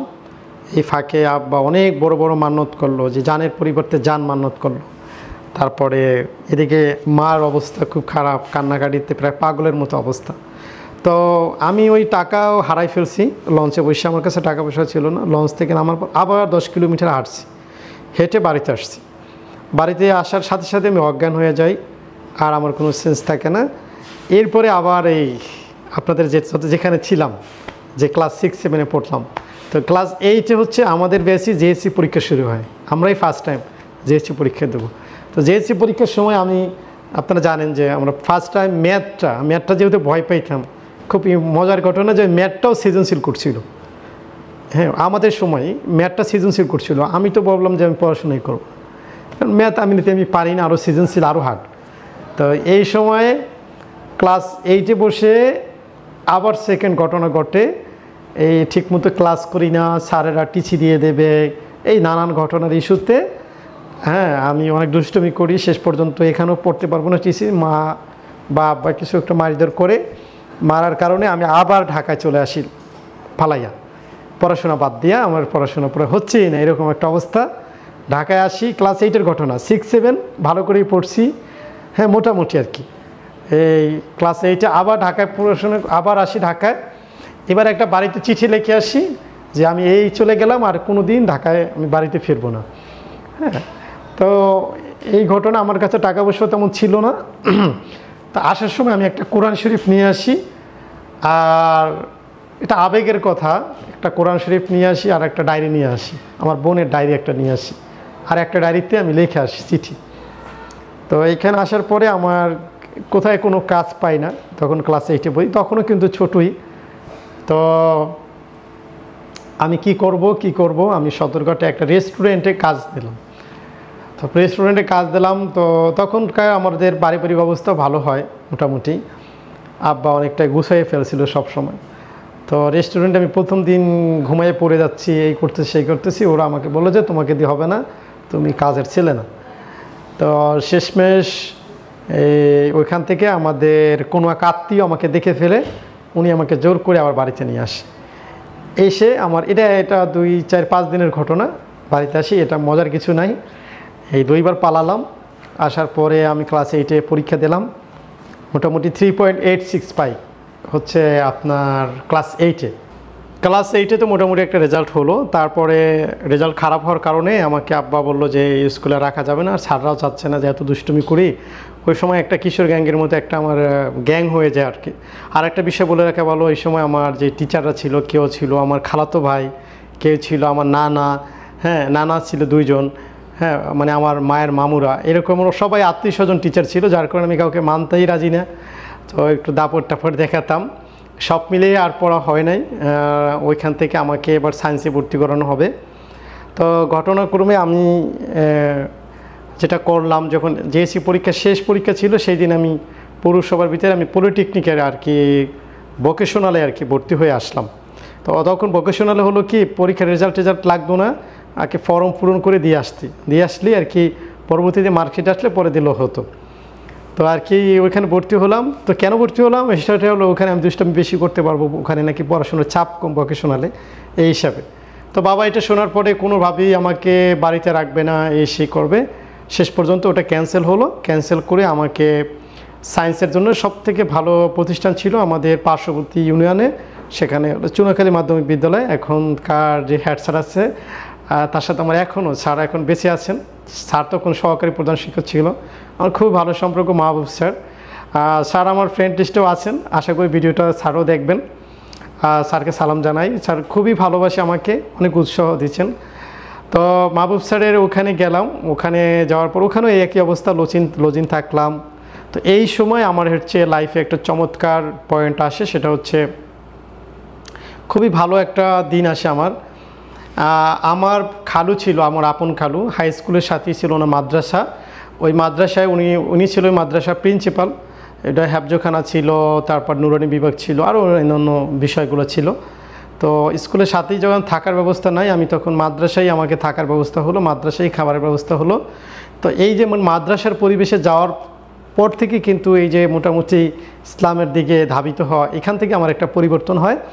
এবং ওই মাদ্রাসায় থাকা অবস্থায় আমার খুব ভালো একটা সময় কাটে, সায়েন্সে ভর্তি হই এবং আমার পুরো লাইফটা চেঞ্জ করে ফেলি। আমি ধর্মীয় যে সকল বিষয়াদি আমি সব মানা শুরু করি, এবং ওইখানকার ছেলেদের যে পড়াশোনা আমার বন্ধুই হয়ে যায় ওরা। তো ওই সময় আমার সাথে আরও একটা সুন্দর একটা পরিচয় হয়, সেটা হলো আমার বন্ধু বশির, ওনার নামও বশির। তো উনি হাফেজ সাহেব, তো ওনার সাথে আমার একটা ভালো সম্পর্ক হয়ে যায়। ওইখানকার ছেলেরা আমাকে বলে যে তোমরা দুজন দোস্ত, ওই সময় হয়ে যায় উনি আমার দোস্ত। তো আমার লাইফে এইটাই হলো ফার্স্ট ভালো মানের একটা বন্ধু। তো ওনাকে আমি পেয়ে গেলাম। তো এখানে পাওয়ার পরে উনি আমাকে যথেষ্ট কেয়ার করতো, একদম খুবই ভালোবাসতো। তো ভালোই একটা সময় কাটতেছিল। আমি মোটামুটি ভালো ক্লাস 9 আমি ভালো রেজাল্ট করতাম, মনে হয় আমি রোল নাম্বার 3 অথবা 5 ছিল আমার রোল নাম্বার। হ্যাঁ, আমি এত ভালোই মোটামুটি ওই স্কুলের সব মেধাবী ছাত্র ছিল, তার মধ্যে একটা ভালো রেজাল্ট করে ফেললাম। তো আলহামদুলিল্লাহ আব্বা আম্মাও খুশি। ওখানে পড়াশোনা হলো, ক্লাস 9-এ পরীক্ষা দিলাম। পরীক্ষা দেওয়ার পরে ওই বিশেষ করে মাদ্রাসার পরিবেশই থাকতাম। ওই সময় থেকে টুপি মাথায় দিতাম, দাড়ি রাখার চেষ্টা করছি। ওই সময় থেকে একদম পরিপূর্ণতা একটা ভালো পরিবেশে চলে গেলাম। তো ওইখান থেকে আমি সব কিছু বাদ দিয়ে মনোযোগ পড়াশোনা করার পরে আমি সিদ্ধান্ত নিলাম পড়াশোনার পরে তখন পলিটেকনিকে আমাকে পড়াবে। আমার আব্বার একটা ইচ্ছা ছিল আমাকে সিভিল ইঞ্জিনিয়ারিং শেষ করাবে, সিভিল পড়াবে। তো পলিটেকনিকের পরে বিএসসি করাবে। আমি তো কোনো প্রস্তুতি নেই। তো আমার পরীক্ষা শেষ হওয়ার পরপরই আমি আমাদের এক আঙ্কেল আছে প্রফেসর, উনি এখন বেঁচে নাই। তো উনি আমাকে তাবলিগ জামাতে নিয়ে যায় এসএসসি পরীক্ষার পরে। তাবলিগে থাকা অবস্থায় আমার পরীক্ষার রেজাল্ট আসে। তো আমি জিপিএ 5 পাওয়ার জন্য কিছুর জন্য জিপিএ 5 পাইনি, রেজাল্ট মোটামুটি ভালোই হয়েছিল। আমার ফিজিক্স পরীক্ষা একটু খারাপ হওয়ার কারণে সেই সময় আমার এসএসসি পরীক্ষা হয়। এসএসসি পরীক্ষার পরে আর কি আমার ঢাকায় আবার আসা শুরু। ঢাকায় আব্বা আমাকে মেরিন ইঞ্জিনিয়ারিংয়ে ভর্তি করে দেয় প্রাইভেটে। এর আগে বলে রাখা ভালো, আমি যখন ডিপ্লোমায় পরীক্ষা দিই তখন আমার ইলেকট্রনিক্সের চান্স হয়। এটা ছিল ভোলাতে আমারই হয়, ইলেকট্রনিক্সে সরকারিতে চান্স হয়। তো আমি ইলেকট্রনিক্সে কোনোভাবেই পড়বো না, আমার কোনোভাবেই পড়তে ইচ্ছা করে না। আমি হয় টেক্সটাইলে পড়বো, না হয় মেরিনে পড়বো, এরকম একটা চিন্তা ভাবনা। তো যাই হোক, আমি তো গভর্নমেন্টে মেরিনে পরীক্ষা দেওয়া হয় নাই, তো আব্বা প্রাইভেটে মেরিনে ভর্তি করে দিল। তো মেরিন ইঞ্জিনিয়ারিংয়ে পরীক্ষা ভর্তি হওয়ার পরে আমি ফার্স্ট সেমিস্টার দিই মেরিন ইঞ্জিনিয়ারিংয়ে। তো এরপর থেকে আব্বা খরচটা তেমন দিচ্ছে না, তো মেরিনে প্রাইভেটে অনেক খরচ। তো আমার আসলে মেরিনে পড়ার কোনো মন মানসিকতা নাই, পড়তে ইচ্ছেই করতেছিল না। তো আমি ভাবলাম যে না, আমি টেক্সটাইলে পড়বো। আমার খুবই ইচ্ছা টেক্সটাইলে পড়ার, কারণ আমি বস্ত্র প্রকৌশলী হতে চাই। আমি ফেব্রিক সম্পর্কে আমার ভালো ধারণা ছিল তখন থেকেই, মানে ইন্টারেস্ট ছিল ভালো। তো সেই সুবাদে আমাকে ভর্তি করে দেওয়া হয়। মানে ভর্তি করে না, আমি নিজেই মানে ডিপার্টমেন্ট চেঞ্জ করি, স্যারদের সাথে কথা বলে তো আমি টেক্সটাইলে শেষ মাস ফাইনালি টেক্সটাইলে ভর্তি হই ডিপ্লোমায়। তো এটা ছিল নারায়ণগঞ্জে রূপসীতে। তো টেক্সটাইলে ভর্তি হওয়ার পরে আলহামদুলিল্লাহ প্রথম সেমিস্টার মোটামুটি ভালোই যায়, ভালো একটা রেজাল্টও করি ফার্স্ট সেমিস্টারে। ফার্স্ট সেমিস্টারের পর থেকে আবার পড়াশোনার কোনো খরচ দিচ্ছে না, এদিকে কেমনি পড়াশোনা করবো, আবার প্রাইভেট সব মিলিয়ে আমি টিউশনি শুরু করি, একটা কোচিং সেন্টার দিই। প্রথমত ফ্রি পড়ানো শুরু করি, এরপর থেকে আলহামদুলিল্লাহ স্টুডেন্টের অভাব ছিল না। আমি এখন কথা বলা শুরু করি, এত যে কথা বলতে পারতেছি, এই কথা বলার টার্নিং পয়েন্টই ছিল আমার স্টুডেন্ট পড়ানোর সময়, ওইখান থেকেই আমি শিখি। তো যাই হোক পড়াশোনা করি, আমার সেকেন্ড সেমিস্টারই আমার একটা ইন্টার্নি হয়। আপনারা জানেন যে প্রতি সেমিস্টারই আমাদের একটা মানে ইন্টার্নি হয় সরাসরি ফ্যাক্টরি ভিজিটের জন্য। তো সেকেন্ড আমার ফ্যাক্টরি ভিজিট করতে গিয়ে আমার হচ্ছে মানে পুরো নতুন জগতে চলে যায় বলি, এত সুন্দর মেশিন, স্পিনিং থেকে কীভাবে সুতা থেকে তুলা হয়, তুলা থেকে সুতা তৈরি হয়, সুতা থেকে কাপড় তৈরি হয়, মোটামুটি এই বিষয়টা নিয়ে আমার খুব আগ্রহ জন্মায়, ভালো লাগে। মানে আমার মানে থিওরিক্যালি পড়াশোনার থেকে প্র্যাকটিক্যালটা খুবই ভালো লাগে। তো সেই সুবাদে আমি কি করলাম, একটা স্পিনিং আমি ইন্টার্নি করতে চাই, আর সেখানকার ইন্টার্নিতে হওয়ার পরে ওখান থেকে আমাকে একটা চাকরি অফার করে দেয়। আমি সেকেন্ড সেমিস্টারে, কিন্তু সেকেন্ড সেমিস্টার পরীক্ষা হয়নি, মাত্র শুরু, ফার্স্ট সেমিস্টারই আমি শুধু পড়ছি। সেকেন্ড সেমিস্টারই আমি আলহামদুলিল্লাহ একবারে ছোটো বেতনে, আমার মনে আছে 4,800 টাকা বেতনে একটা চাকরি হয়। শিফটিং ডিউটি, আমাকে বললো যে পড়াশোনার সুযোগ দেবে 2টা থেকে রাত 10টা পর্যন্ত, আর আমার মর্নিং শিফটে ক্লাস ছিল। তো আলহামদুলিল্লাহ, আর সাথে সাথে টিউশনিও করাই, আমি তারাবতে থাকি। তো আলহামদুলিল্লাহ এখানে পড়াশোনাটা খুবই কষ্টের একটা চাকরি। অনেকে মনে করতে স্বাধীন চাকরি না, আপনারা জানেন যে স্পিনিংয়ে প্রচণ্ড গরম, এবং আমার দায়িত্ব ছিল কোয়ালিটির দায়িত্ব ছিল। এইখানে যে ছবিটা দেখতে পাচ্ছেন, এইটা হলো আমার ফার্স্ট চাকরি, এবং প্রথম সপ্তাহে আমাকে নাইট ডিউটি দেয়। এত বেশি কষ্ট, এত বেশি পরিশ্রম যা আমার লাইফে আমি কখনোই দেখিনি, মানে এত কষ্ট মানুষ করে স্পিনিংয়ে। তো এত বেশি গরম ছিল ওখানে যে আমি সিদ্ধ হয়ে যেতাম। আমি 2টা ড্রেস নিয়ে যাইতাম, মানে ঢোকার সময় একটা ড্রেস পরতাম, ওই ড্রেসটা আমি চেঞ্জ করে আবার আরেকটা ড্রেস পরে বের হতাম, মানে আমাকে চেনা যেত না। মানে এত পরিমাণে ধুলা বালি, তারপরে আপনার ডাস্ট, তারপরে হচ্ছে ব্লু ড্রিমের ডাস্ট, তারপরে হচ্ছে যে তুলাগুলো সম্পূর্ণ শরীর মেখে যেত। তো এই জন্য আমি 2টা ড্রেস নিয়ে যাইতাম। তো কোয়ালিটিতে চাকরি করার পর থেকে আমি blue dream machine, carding machine, simplex, drawing, তারপর হচ্ছে ফাইনালি ফিনিশিং, সবগুলো প্রসেসগুলো আমি আলহামদুলিল্লাহ শিখে ফেলে। যেহেতু আমার পড়াশোনা এটা ছিল, তো আমি যখন ক্লাসে পড়াইতো আমি বিষয়গুলো খুব ভালো বুঝতাম, অল্পতে বুঝে যেতাম, এবং প্রতিটা পরীক্ষাই ভালো হতো আমার। তো আলহামদুলিল্লাহ আমি মনে হয় সম্ভবত 8 মাস ডিউটি করি স্পিনিংয়ে। 8 মাস ডিউটির মাথায় আমার ফাইনালি এক্সাম শুরু হয়। এক্সামের জন্য আমি ছুটি চাই, ছুটি দেয় না। ছুটি না দেওয়ার কারণে আমার চাকরিটা চলে যায়, ঠিক আছে, আমাকে চাকরিটা চলে যায়, স্যালারিও আমাকে দেয় না। তো স্যালারি না দেওয়া নিয়ে আমি শুরু করলাম, আমি স্কোয়ারে গেলাম। স্কোয়ারে গিয়ে আমি বললাম যে আমি বিনা বেতনে চাকরি করতে চাই, তাও আমাকে নেয় না। তো তারপর ফাইনালি আমি অনেকবার ইন্টারভিউ দিই, একটা ইন্টারভিউতে আমাকে জয়েন ডেট দিল, কিন্তু 1 মাস পরে আমার জয়েন ডেট। তো ফাইনালি 1 মাস পরে আমি স্কোয়ারে জয়েন করলাম। স্কোয়ারে জয়েন করার পরে আমাকে একদম হেল্পার হিসেবে জয়েন করাইলো। আমাকে হচ্ছে এক ফ্লোর থেকে আরেক ফ্লোর টলি ঠেলা, মানে কাপড়, ভিজা কাপড় এক ফ্লোর থেকে আরেক ফ্লোরে নেওয়ার দায়িত্ব ছিল। পরবর্তীতে আমাকে স্লেটিং মেশিনের দায়িত্ব দেওয়া হলো, মানে স্কোয়ারের যে লাইফটা, স্লেটিং মেশিন থেকে ফিনিশিং থেকে ডাইং থেকে আবার ফিনিশিং, তারপর ইয়ার্ন ডাইং, তারপর ফেব্রিক ডাইং, কেমিক্যাল, হাবিজাবি যা আছে, মানে স্টোর, কার্ডিং, তারপর নিটিং, এই সব বিষয় আমাকে ট্রান্সফার করে কিছুদিন পর। যেহেতু আমার সার্টিফিকেটই মাত্র এসএসসি পাশের সার্টিফিকেট, আমি কি দেখাবো, ডিপ্লোমায় পড়ি, এসএসসি পাশের সার্টিফিকেট। আমি সব সেক্টরে কাজ শেখা শুরু করি, এবং আমার কাছে খুবই ভালো লাগে। সব থেকে ভালো লাগছিলো সেখানে হচ্ছে 8 ঘন্টা ডিউটি ছিল, 3 শিফট ছিল, সকাল 6টা থেকে 2টা পর্যন্ত, 2টা থেকে রাত 10টা, 10টা থেকে সকাল 6টা, 3 শিফট ছিল। তো আমি ক্লাসও করতে পারতাম, মাশাআল্লাহ খুবই ভালো লাগতো। তো ওইখান থেকে আমি প্রায় আমি পুরো ডিপ্লোমাটা শেষ করি ওখানে, পুরো ডিপ্লোমাটা শেষ করি স্কোয়ার থেকে। হ্যাঁ, পুরো ডিপ্লোমা আমার শেষ হয় স্কোয়ার থেকে। আমি স্কোয়ারে যখন শেষের দিকে হচ্ছে আমি যেটা করলাম, আমি স্লেটিং মেশিন চালাতে পারি, ডায়ার চালাতে পারি, স্টান্টার চালাতে পারি, কম্পিক্টিং পারি, মানে মোটামুটি এখন সব কিছু আমার, নিটিং আমি জানি, কাটিং বুঝি, সব কিছু যখন বুঝে গেলাম তখন আমাকে ধাপে ধাপে বিভিন্ন ডিপার্টমেন্টে আমাকে স্যাররা কাজ করালো। তো আমার বললো যে আমাকে আশ্বস্ত করলো যদি সার্টিফিকেট আসে তখনই তোমাকে ভালো একটা পজিশন দেবো। আর স্কোয়ারে হচ্ছে বুটেক্স এবং ডুয়েট ছাড়া ওরা কোনো মানে অফিসার লেভেলে বা ম্যানেজার জিএম এজিএম লেভেলে কোনো লোক নেয় না ওরা। তো ওখানে আমাকে যখন নেয় স্কোয়ার লেভেলে, আমাকে স্কোয়ারে যেহেতু কোনো লেভেলে নেবে না, তো আমি শেষ পর্যন্ত আমার একটা প্রমোশন হবে এই অবস্থায় আমি সিদ্ধান্ত নিই আমি 3 চিল্লায় আমি তাবলিগ জামাত ছোটোবেলা থেকেই যে বললাম এসএসসি থেকে আমি খুব পছন্দ করি। তাবলিগ জামাতে যখন যাওয়ার সিদ্ধান্ত নিই তখন আমার আমির সাহেব বললো, মানে যার পরামর্শে যাই, তখন আমার আমির সাহেব বললো যে কোনো মোবাইল ফোন নেওয়া যাবে না। তার আগে আমি স্কোয়াড থেকে ছুটির জন্য আবেদন করি, 3 চিল্লার ছুটি আর কি। 3 চিল্লা আপনি জানেন, প্রতি চিল্লা হচ্ছে আমাদের 41 দিন, তাহলে প্রায় 4 মাস ধরে নিতে পারেন। 4 মাসের ছুটি কোনোভাবেই দেবে না। এবং আমাদের সময়ে যে ইডি স্যার ছিল উনি ছিল কামাল মনা সিংহে, উনি ছিল একজন শ্রীলঙ্কার মানুষ এবং উনি খ্রিস্টান ধর্মাবলম্বী ছিল। উনি বলল যে এটা কী জিনিস 4 মাসের ছুটি, তাবলিগ উনি এগুলো বুঝতো না। যাই হোক শেষ মাস ওনাদেরকে রিজার্ভ না দিয়ে আমি চলে যাই, ফোন টোন না নিয়েই আমি তাবলিগে চলে যাই।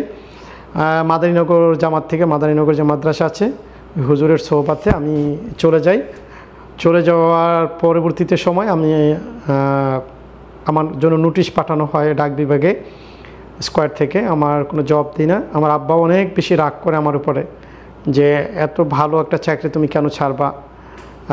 তারপরে আমি 1 চিল্লা শেষ করে আবার আসি, 1 চিল্লা শেষ করে আবার মার কাজে আসি। মার কাজে আসার পরে মাদারীনগর যে মোহতামিম সাহেব আছে হুজুরের কাছে বসি। হুজুরে বলল যে তুমি এবার ইত্তেকাব করো। এর ভিতরে রোজার 15 রোজা আমি চলে আসি তাবলিগ করে। 15 রোজা চলে আসার পরে উনি আমাকে আর বাড়িতে যেতে দেয় না। উনি বলল যে তুমি 20 রোজা থেকে ইত্তেকাবে বসবা, আমার সোহবাতে তুমি থাকবা। তো আমিও হুজুরে খুব মহব্বত করতাম। আর মাদারীনগর হচ্ছে অনেক বড় বড় ওলামা ইকরামরা ওইখানে ইত্তেকাব করতো। তো আমিও ইত্তেকাব করলাম, ওখানে ইত্তেকাব করলাম। পরের দিন তো ঈদ চলে আসলো। ঈদের দিনে হুজুরকে বললাম, আমি হুজুরের পরামর্শ ছিল, হুজুরে বললাম যে হুজুর আজকে তো ঈদ, এখন আমি কোথায় আমি কি বাড়ি চলে যাব? উনি বললো না, তুমি বাড়ি চলে যাবা না, তুমি যেহেতু ঈদ করেই ফেলছো এখানে, ঈদের দিন তো হয়েই গেছে, এখন আর কোথায় যাবা, তুমি আবার জামাতে চলে যাও। তো হুজুরের পরামর্শে আমি আবার 3 দিনে জামাতে যাই। 3 দিন থেকে আবার আসি, আবার 3 দিনে জামাতে যাই। পরে এরকম করতে করতে আমার এখন বিএসসিতে ভর্তি হওয়ার সময় হয়ে গেছে। তা আমি এখন সিদ্ধান্ত নিলাম যে আমি বিএসসিতে ভর্তি হব না, আমি এবার মাদ্রাসায় 3 বছরের শর্ট কোর্সে আমি মাওলানা হব। যাই হোক, যখন আমার জজবা ছিল, জামাতে ছিলাম এই কারণে, তো হুজুরে আমাকে বললো তুমি ইস্তেকারা করো। ইস্তেকারা করলাম 3 দিন 4 দিন, এরকম প্রায় 1.5 মাস ইস্তেকারা করলাম। ইস্তেকারার পরে হুজুরে বলল যে না দেখো, তোমার ফ্যামিলিতে সবাই জেনারেল শিক্ষিত, তুমি কমি মাদ্রাসায় পড়বা, এটা তো অনেক ডিফিকাল্ট, এখন তুমি আরও ইস্তেকারা করো। আবার ইস্তেকারা দিল। প্রায় 2 মাসের মাথায় আমার ইস্তেকারার পরে আমাকে একটা সিদ্ধান্ত দিল, ঠিক আছে তুমি ভর্তি হয়ে যাও। এটা দারুর রাশাদ, এটা হচ্ছে মোহাম্মদপুর না মিরপুর ভুলে গেছি, দারুর রাশাদ মাদ্রাসা। তো দারুর রাশাদ মাদ্রাসা আমাকে পাঠানোর পরে ওখানে ভর্তি হলাম। তখন আসলে ওখানে রমজানে ভর্তি করে আমি একটু পরেই চলে গেলাম, মানে শবে বরাত, মানে রমজানের পরে 1.5 মাস পরে ভর্তি হলাম। আমার জামাতের যে লোক ছিল ও দেখলাম অনেক আগাই গেছে। ভাগ্যক্রমে ওইখানে গিয়ে আমার একটা ক্লাসমেটকে পাই, ও এখানে ভর্তি হয়েছে। তো ওর সাথে কথাবার্তা বললাম, কিন্তু প্রথম রাত গেল মোটামুটি, দ্বিতীয় রাত আর শেষ হয় না। রাতে প্রচণ্ড ভয় পাইলাম যে এত বড় রাত, এটা কেন শেষ হয় না। সারা রাত জেগে রইলাম। হ্যাঁ, এইদিকে তো ফোন নাই, মোবাইল চালানো নিষিদ্ধ, তো খরচ কিভাবে আসবে, তো এটা নিয়ে আরেক টেনশনে পড়ে গেলাম। খরচ আমাকে কে দেবে? আব্বা আম্মা তো আমার সাথে কোনো যোগাযোগই রাখতে চাচ্ছে না, কারণ আমি আব্বা তো বলতেছিল যে তোমাকে কোন হুজুরে ধরছে, হুজুরে তো তোমাকে নষ্ট করে ফেলবে। যাই হোক, আব্বা তো ডাইরেক্ট বলতেছে যে হুজুরের নামে আমি মামলা করব, আমার ছেলেকে নষ্ট করে ফেলতেছে। এরপরে আব্বা যেহেতু বুঝে না, হ্যাঁ আল্লাহ আব্বাকে বুঝদান করছে, এখন ওই সময় কিছুই বুঝতো না। শেষ মাস যেটা হলো, তাবলিকে ওই দারুর সাথে আর পড়া হলো না। 5 দিনের মাথায় আব্বা মা এত বেশি চাপ দিল যে আমার সাথে কোনো সম্পর্কই রাখবে না। শেষ মাস দারুর সাথে আমি চলে এলাম, মানে 1 সপ্তাহের ভিতরে চলে আসছি। চলে আসার পরে হুজুরের কাছে আসলাম। হুজুর এবার বললো তুমি আবার চাকরি নাও। মজার বিষয়, আমি এত কাজ জানি কিন্তু আমার কোথায় চাকরি হয় না। মানে চাকরির জয়েন্ট ডেট হয়, জয়েন্ট ডেটের দিন বলে জয়েন ডেট করতে যাই, ওখানে বলে যে না আমাদের লোক এখন নেবে না, তুমি আর 1 মাস ওয়েট করো। যেখানেই চাকরি হয় ইন্টারভিউতে আমি টিকি, জয়েন ডেটও হয়, জয়েন ডেটের পর জয়েন ডেট যেদিন হয় সেদিন গিয়ে আমার কোনো চাকরি হয় না। আল্লাহ তাআলার পরীক্ষা ছিল, এটা বাস্তব কথা বলতেছি। তো এতগুলো মানে আমার লাইফে এত বেশি প্রতিষ্ঠানে চাকরির ইন্টারভিউ দিছি, এমন কোনো প্রতিষ্ঠান নাই যেখানে আমার ইন্টারভিউতে আমি টিকি নাই। প্রত্যেকটা ইন্টারভিউতে টিকছি, স্যালারি ধরছে, জয়েন ডেট দিয়েছে, জয়েন ডেটের দিন আমার চাকরি হয় না। এরকম প্রায় 7-8টার কথা আমার মনে আছে। ইভেন আমি এই ধামরাই সাভার পর্যন্ত গেছি। তো শেষ পর্যন্ত আমি একবার গেলাম ফতুল্লা ডাইং, ফতুল্লা এটার নাম হচ্ছে রূপসী ডাইং, সরি ফতুল্লাতে রূপসী ডাইং। রূপসী ডাইংয়ে যাই, ওইখানে আমাদের এক স্কোয়ারের অফিসার, উনি এজিএম ছিলেন, ওখানে ইন্টারভিউ নেয়, ওখানে আমার একটা চাকরি হয় সুপারভাইজার পদে। তো চাকরি হওয়ার পরে আমি যেদিন জয়েন ডেট দিল সেদিন আমাকে বলে যে না তোমার চাকরি হবে না, তুমি তো একটু নরম প্রকৃতির মানুষ, এখানে তো গালাগালি করতে হবে, তুমি নাকি এগুলো পারবা না, আমাকে ইডি স্যার বলছে তোমাকে নেওয়া যাবে না। তো ওই দিনকা মানে ওইটাই আমার জন্য সবথেকে কঠিন একটা বিষয় ছিল। সাইনবোর্ড এলাকায় আসলাম, আসার পর নামার পরে আমি আকাশের দিকে তাকিয়ে চিন্তা করলাম যে না আমি আর বাঁচবই না, আমি সুইসাইড করব। মানে এক প্রকার অপমান করে ওইখান থেকে আমাকে বলা হয়েছিল যে আমি কাজ জানি, তারপর সব কিছু জানি, তারপর আমাকে নিচ্ছে না। তখন থেকে আমি পাঞ্জাবি পড়তাম, যার কারণে আমাকে আর নিচ্ছে না ওখানে। তো আমি এত দুঃখ পাইছি ওই দিন যে আমি আর দুনিয়াতে থাকবো না, আমি সুইসাইড করবো। মানে আমার খারাপ একটা ডিসিশন নিই। ওখানে প্রায় রাত 1টা পর্যন্ত ছিলাম, একই জায়গায় দাঁড়ানো ছিলাম প্রায় 4 ঘন্টা, আমার হাত পা চলতে ছিল না। রাত অনেক হওয়ার পরে আমার বোনের বাসায় যাওয়ার পরে বোনকেও কিছু বলি না, বোনের দুলাভাইয়ের বাসায় থাকতেছি 1 মাস 2 মাস। তারা আমাকে খুব আদর করতো, তারাও বলতো যে দেখ একটা কিছুতে একটা করতে হবে। তখন আমি বললাম যে দেখ আমি আসলে কি করব, আমি চাকরি করব না কোনো দিন, যেহেতু আমার চাকরি হচ্ছে না, হয় সব চাকরিগুলো হয় কিন্তু আমাকে জয়েন ডেট দিয়ে ক্যান্সেল করে আমি আর চাকরি করব না। পরবর্তীতে আমার আবার সেকেন্ড বিজনেস শুরু হয়। তো আপাকে না জানাইয়া সেদিন আপা আমাকে 3500 টাকা দিছিল, আমার স্পষ্ট মনে আছে। এই 3500 টাকা নিয়ে আমি চকবাজারে আসি, কিন্তু চকবাজারে এসে আমি কি প্রোডাক্ট নিয়ে বিজনেস করব সেটা আমার সিলেক্ট করা ছিল না। আমি এক প্রকার দিশেহারা হয়ে গেছিলাম যে আমি আসলে কী বিজনেস করব। তো আমি অনেক দোকানে ঘোরার পরে আমি একটা ডিসিশনে পৌঁছলাম যে না আমার সুন্দর সুন্দর ব্যাগ আছে, ছোটো বেবিদের ব্যাগ, ছোটো বাচ্চাদের ব্যাগ, মেয়েদের ছোটো বাচ্চাদের ব্যাগ। তো আমি এই ব্যাগগুলো আমি সিলেক্ট করলাম। সিলেক্ট করার পরে আমি এইটাই আবার সদরঘাট এলাকা, তারপরে হচ্ছে বাবুবাজার, এই বিভিন্ন এলাকায়, হ্যাঁ একটু কাছাকাছি এলাকায় আমি এটা বিক্রি করে ফেললাম। ওই দিনকে আমি আমার মনে আছে যে আমার 3500 টাকা মালে আমার প্রায় 3100 টাকা লাভ হয়েছে, মানে সব মাল বিক্রি করার পরে ওই দিনকা।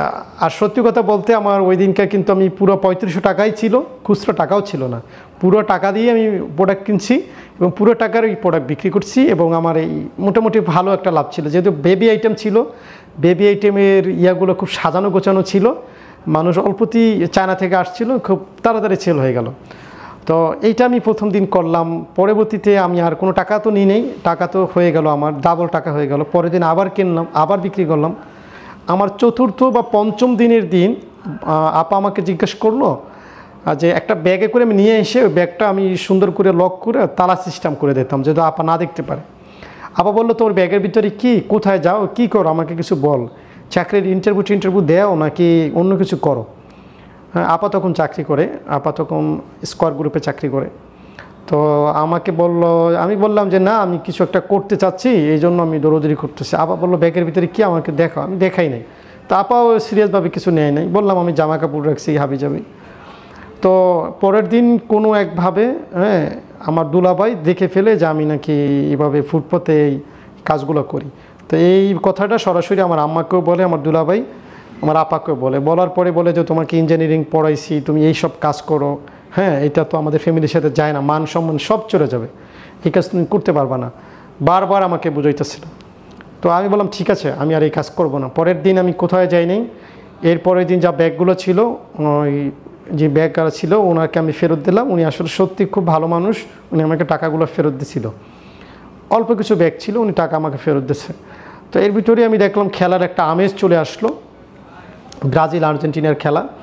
তো আমার মাথায় এখন শুধু বিজনেস আর বিজনেস, কোথায় আমি ইন্টারভিউ দিতে যাচ্ছি না, আমার অনেকগুলো ইন্টারভিউ ডেট আসতেছে, আমি যাচ্ছি না। তো আমি ভাবলাম যে না, আমি এবার পতাকার বিজনেস করব আর জার্সির বিজনেস করব। আমি প্রথমে পতাকা নিলাম ওইখান থেকে, চকবাজার থেকে ব্রাজিল, আর্জেন্টিনার। দেখলাম মাশাআল্লাহ এটা তো আরও বেশি প্রফিট, অনেক সেল হয়। তো আমি বুলতা গাউসিয়া তো মার্কেটিংয়ে আসছি, বড় বড় দোকানগুলোতে আমি হোলসেল দেওয়ার চেষ্টা করতেছি। তো ওরাও মোটামুটি নিচ্ছে, কিন্তু ঘটনাক্রমে ওই সময় শেষের দিকে ব্রাজিল হেরে যায়। আর আমি ওই সময় ব্রাজিল সাপোর্ট করতাম।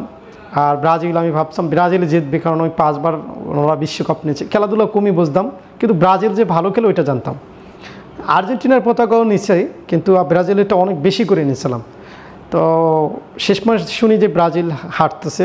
পরে MW স্কুল আছে, যারা আদমজি ছিলেন, MW স্কুলের সামনে দাঁড়াই আমি সব বাচ্চাদেরকে ওইটা ফ্রিতে দিয়ে দিছি, কারণ ওইটা আমি আর কী করবো, বাচ্চাদেরকে দিয়ে দিছি আমি। আর তারা তো পতাকা ফেরতও নেবে না, ব্রাজিল হেরে গেছে, কে ব্রাজিলের পতাকা নেবে? তো বাচ্চারা তো বোঝে না, ছোটো ছোটো এই কিন্ডারগার্টেনে বাচ্চারা বেরোইছিল, MW স্কুলের সামনে সবগুলো বিতরণ করে দিলাম। তো এই বিজনেসও আমার শেষ হয়ে গেল। এখন আমার মাথায় আসছে যে বিজনেস করতেই আমার হবে। পরে আবার চলে গেলাম চকবাজার, গিয়ে আবার দেখলাম যে কী বিজনেস করা যায়। এবার আমি গেলাম বিসমিল্লা টাওয়ারে যেয়ে দেখলাম যে কি সুন্দর সুন্দর ফুল। তো আমি এই ফুলদানিগুলো নিলাম। মাশাআল্লাহ, এই ফুলদানি তো ব্যাপক বিজনেস হলো আমার। ওই সময় ওই ফুলদানিগুলো অ্যাভেলেবেল ছিল না, ওগুলোও চায়না থেকে আসতো। তো ফুলদানিগুলো বিক্রি করার পরে ফুলদানি দোকানদার ওনার নজরে আসে। উনি বলে, বাবা বুঝলাম না, তুমি প্রতিদিন মোকাম করো, আমাদের তো যারা পার্টি তারা তো মোকাম করে বড় মাসে 1 বার 2 বার, তুমি প্রতিদিন মোকাম করো, আসলে তুমি করোটা কি? তো এই ঘটনাও আমার আপা জেনে যায়। তো এই শেষ পর্যন্ত ফুলদানি ব্যবসাও আমার 7-8 দিন ছিল। 7-8 দিনের মাথায় এই ব্যবসা এক পর্যায়ে আমাদের বাড়ি থেকে বলা হয় যে না, তোমার ছেলে ফুটপথে ব্যবসা করে, এই করে সেই করে, এই ছেলে দিক কিছুই হবে না, মানে মান সম্মান কিছুই রাখবে না, একে পরিচয় দেওয়া যাবে না। তো শেষমেশ আমার বাধ্য হয়ে আবার চাকরিতে জয়েন করতে হলো। আমি শেষমেশ ইউরোটেক্সে জয়েন করলাম। এটাও কুতুবপুর ফতুল্লার কাছাকাছি একটা ফ্যাক্টরি, ওখানে জয়েন করলাম। এখন তো আর রাতে ঘুম আসে না, আমার নাইট ডিউটি ছিল, 1 সপ্তাহ ডে 1 সপ্তাহ নাইট, 12 ঘন্টার ডিউটি, প্রচুর কাজ করতে হতো। সারা রাত স্বপ্ন দেখতাম ব্যবসা করব, সারা রাত স্বপ্ন দেখতাম, নাইট করতাম। নাইট করে সকালে ঘুম থেকে উঠেই আমি যে বাসায় থাকতাম, বাসে একটা চানাচুর ফ্যাক্টরি ছিল, মাথায় আসলো যে আমি চানাচুর বিক্রি করব। চানাচুরের ভিতরে আমি বাদাম মিক্স করব, বাদাম মিক্স করে আমি প্রতি দোকানে দোকানে বিক্রি করব। তো যেই বুদ্ধি সেই কাজ, গেলাম চানাচুর ফ্যাক্টরিতে, চানাচুরের সব আইডিয়া হিসাব নিকাশ করলাম যে মাশাআল্লাহ সেলসম্যানও রাখা যাবে, মানে সুন্দর একটা প্ল্যানিং। কিন্তু শেষ মাস শুনলাম ওই চানাচুর ফ্যাক্টরি যেদিন আমি অর্ডার দিয়ে আসছি, পরের দিন নিতে গেছি, সেদিন দেখি সেনাবাহিনী ওটার উপর অভিযান করছে, সেখানে নাকি নিম্নমানের চানাচুর বিক্রি হয়, এবং মানে এক কথায় কুখাদ্য, ওটা চানাচুর না। তো আমার আশা হারাই ফেললাম যে না, আমার চানাচুর ব্যবসা আমার হলো না। আমি সব প্ল্যানিং রেডি করছি। তো আমি এখন সিদ্ধান্ত নিলাম যে না, আমার এমন একটা বিজনেস করতে হবে যেটা আমি নিজে প্রোডাকশন করতে পারবো, আমার নিজের প্রোডাকশন থাকবে। তো এই যে চিন্তা আমার ছিল, তো আমি কি প্রোডাকশন করব? তো প্রোডাকশনের কোনো কিছু খুঁজে না পেয়ে চিন্তা করলাম যে আমাদের দেশে তো প্রচুর সুপারি পাওয়া যায়, সুপারিগুলো যদি আমি এনে প্রতি দোকানে দোকানে বিক্রি করি, আমার তো অনেক টাকা থাকে। তো বাড়িতে গেলাম, বাড়িতে যাওয়ার পরে চাকরি থেকে ছুটি নিয়ে সুপারির খোঁজখবর নিলাম। তো আব্বা বলে, তুই সুপারির খোঁজখবর ন, গ্রামবাসী সবাই বলে তুই সুপারি দিয়ে কী করবি? তো গ্রামের মানুষ দেখি যে আমাকে বিরক্ত করে ফেলতেছে। তো যাই হোক, সুপারি কিছু নিয়েও আসলাম, নিয়ে আসার পরে কিছু বিক্রিও করলাম, কিন্তু এটাও মানে যাচ্ছে না। কি করা যায় বিজনেসের? আমার তো একটা বিজনেস করা দরকার। তো আমার এখন একটা ডায়েরি আছে, আমি ডায়েরিটা দেখাই আপনাকে। এই আমার ডায়েরিটা, এই ডায়েরিতে প্রায় শতাধিক প্ল্যানিং লেখা আছে, যেটা হচ্ছে আমি চাকরি যখন করছি সেখানে লেখা আছে আমার অনেক বিজনেসের আইডিয়া, শুধু মাথা থেকে আসতো আর করতাম। রাতে বসে বসে ভাবতাম কি করব বিজনেস করব। তো ভাগ্যক্রমে গেলাম বাবুরহাটে আমার একটা বন্ধু আছে, ও কলিং ছিল, স্কোয়ারের কলিং। হ্যাঁ, ওর কাছে টাকা ছিল, আমার কাছে টাকা ছিল, আমার অল্প টাকা ছিল। তো বললাম, দেখ বন্ধু, তুই হচ্ছে বাবুরহাট থেকে আমরা শাড়ি আর লুঙ্গি নিয়ে আসি, এনে এত বড় ফ্যাক্টরি, আমরা এই ফ্যাক্টরির সামনে বসে বিক্রি করে ফেলবো। তো আমরা গেলাম ওখানে, যাওয়ার পরে শাড়ি লুঙ্গি আনলাম। আমাকে মার্কাজ মসজিদ ছিল, মার্কাজ মসজিদে বসে আমি এটা মানে হিসাব করতেছি। এই ফাঁকে এক ভদ্রলোক এসে বলে আমাকে লুঙ্গি দেয়, আমি লুঙ্গি কিনবো। ওনার কাছে বিক্রিও করলাম।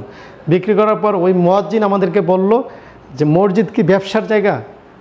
এই কথার কারণে আমি ওই সময় ব্যবসা ক্লোজ করে দিয়েছি, না আমি এই ব্যবসা করব না। তো গেল এই ব্যবসাটা ক্লোজ হয়ে গেল। এই ফাঁকে আর একটা বিজনেস শুরু করলাম।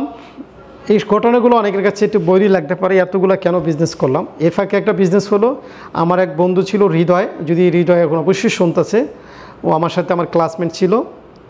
ও হচ্ছে বাইং হাউস থেকে ডেনিম প্যান্ট বানাতো, ওর একটা মামার মাধ্যমে ডেনিম প্যান্ট। তো কিন্তু প্রোডাকশন করতে পারতো কিন্তু সেল করতে পারতো না, মার্কেটিং বুঝতো না।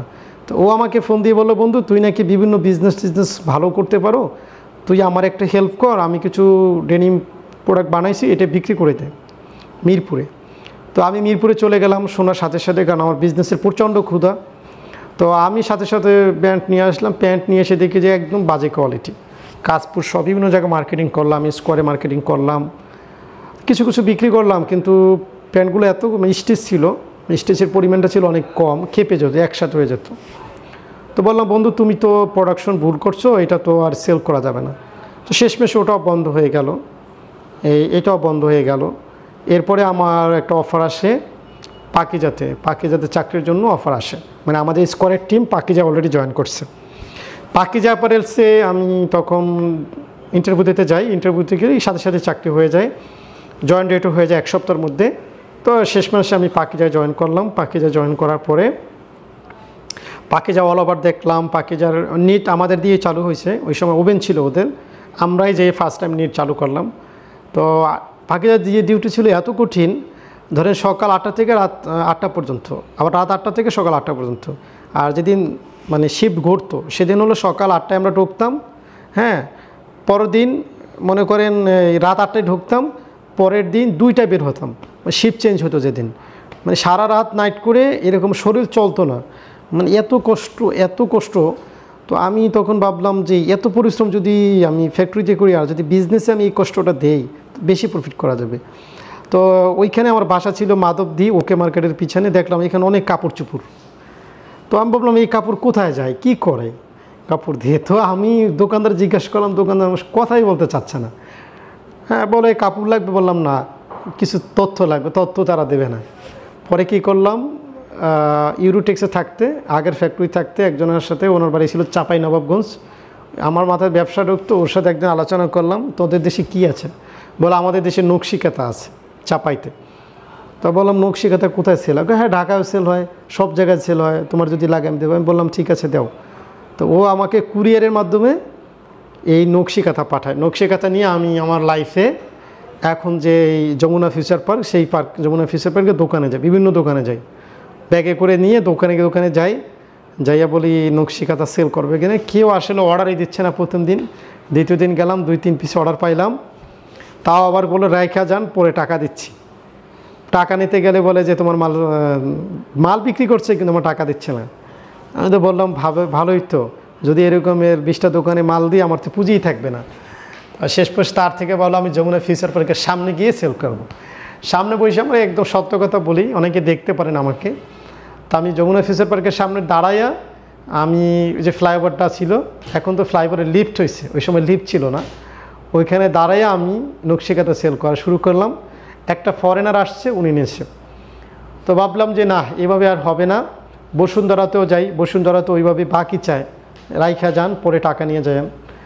তো দেখলাম যে নকশিকাতা দিয়েও হবে না, তাহলে আমার করা উচিত কি। পরে ওই যে বললাম যে একটা মেশিন তৈরি করতে হবে, যে মেশিন দিয়ে আমি প্রোডাকশন করব, তারপর সেল করব। তো আমি নাইট করে পাকিজায়, তারপর পাকিজার যে এরিয়াগুলো আছে ওই নরসিংদীর এরিয়ায় আমি ওইদিকে ঘুরতেছিলাম, ঘুরতে দেখি যে ওখানে সিম গাছ আছে, কলা গাছ আছে, এরকম বিভিন্ন প্রজেক্ট আছে। তো অনেক প্রজেক্ট নরসিংদীর ওইদিকে, প্রজেক্টগুলো কিন্তু বেড়া দেওয়ার মতো, মানে কাঠ দিয়ে বেড়া দেয় ওরা, মানে বাঁশের দিয়া বেড়া দেয়। তাই ভাবলাম, আমি বললাম যে এগুলো তো লোহার দিয়ে বেড়া দিলে আপনি স্থায়ী পাবেন, আপনি তো প্রতিদিনই এগুলো তো কন্টিনিউ প্রোডাক্ট করে। তো আমার মাথায় আসলো আমি জিআই তার ব্যবসা করব, মানে এটা বেড়া দেওয়ার জন্য জিআই তার কোথায় পাওয়া যায়। তারপরে আমি এটা ঘাটাঘাটি করলাম গুগলে ঘাটাঘাটি করার পরে নওগাঁর এক ভাইয়ের সাথে আমার পরিচয় হয় অনলাইনে। উনি নিজেই এই মেশিন তৈরি করে। আমি ওনাকে বললাম যে তাহলে মেশিন বানাবো, যেই আমি তো খুবই সিরিয়াস। আমি তখন আমার মাকে বললাম যে মা আমি তো চাকরি ছেড়ে দেবো। বলো যে এতগুলো চাকরি ছাড়ছো, তুই আবার চাকরি ছাড়বি, পাকিজাতে ভালো কোম্পানি। আমি বললাম না, আমার ব্যবসা করতেই হবে। তো আমি জিআই তারের আনলাম, মালিকের কাছে বললাম, মালিক বললো আচ্ছা ঠিক আছে তুমি করো। মেশিনে যে এত সাউন্ড হয় এটা আমার জানা ছিল না। মেশিন এনে বাড়িতে বসাতেই এত পরিমাণ সাউন্ড, আমারে বলে রাতের ভিতরে তুমি চলে যাও বাসা ছেড়ে। আমি হঠাৎ করে কই বাসা পাবো, শেষমেশ কোথাও বাসা পাচ্ছি না, কোথাও বসাতে দেবে না। ফ্যাক্টরি মেশিন বসানো তো সহজ জিনিস না, তোমাকে একদম এমন জায়গায় যেতে হবে যেখানে সাউন্ড বের হয়ে না পারে। আমি বাসাও খুঁজে পাচ্ছি না, 1 মাস হয়ে গেল মেশিন বসে আছে। কিছু অর্ডারও নিছি কিন্তু কাজ হচ্ছে না, বিভিন্ন জায়গা দৌড়াদৌড়ি করলাম। শেষমেশ আমি মেশিনটা বিক্রি করে দিলাম। ঘটনাক্রমে মেশিন বিক্রি করে দিয়ে আমি বললাম যে না, আমি ব্যবসা আমি একটা করব। কী ব্যবসা করব আমি জানি না, তবে আগে চাকরি ছাড়তে হবে। আমার চাকরি হলো আমার একমাত্র বাধা। এই মুহূর্তে যারা চাকরি করেন তাদেরকেও বলি, আসলে দুটো কখনোই পাশাপাশি হয় না, বুঝছেন। যদি বিজনেস এবং অনেকে বলে ভাই আমি চাকরির পাশাপাশি করব, চাকরির পাশাপাশি আপনার মনকে সান্ত্বনা দিতে পারবেন, বিজনেসম্যান হতে পারবেন না। বিজনেসে যদি চাকরিতে যদি সময় দেন 8টা 5টা, আর বিজনেসের সময় দিতে হবে 24 ঘন্টা। এটা আমার থিওরি আর কি, আমি পার্সোনালি যেটা মনে করি। তো আমার এই জিনিসটা মাথায় আসছে যে না, আমার এভাবে হবে না। আমাকে এই চাকরির পাশাপাশি বিজনেস এটা হয় না কখনো। আমাকে নামলে নামার মতো নামতে হবে। আমি একদম ইনস্ট্যান্ট ওই মাসের স্যালারি 27 তারিখে আমি জয়েন দিই, আমার 5 তারিখে বেতন দেয়। আমার একটা ভালো হ্যান্ডসাম স্যালারি ছিল পাকিজাতে, আর ওইখানে রিজার্ন না দিলে বেতন দেয় না। আমি কোনো কিছুই চিন্তা করিনি, আমি ডিরেক্ট রিজার্ন দিয়ে আমি চলে আসছি। স্যালারিও আনি নাই, আমি আর স্যালারি আনতে যাইও নাই কখনো। আমাকে স্যালারির জন্য ফোন দিয়েছিল, তাও আমি যাই নাই, লজ্জায় যাই নাই। কারণ আমি আমার চাকরি লাইফে আমি খুব সুনাম করছি, সবসময় আমি টাইম মেনটেন করতাম, আমি এসব কাজ করতাম না। মিনিমাম 3 মাস আগে রিজার্ন দিতাম, আর্জেন্ট রিজার্ন দিছি ওই দিন। আর আমার যে জিএম স্যার ছিল বা আমাকে যে যার রেফারেন্সে গেছি উনি আমাকে বকবে, এই বকার জন্য আমি আর যাই নাই, ওই স্যালারিটাও উঠাই নাই।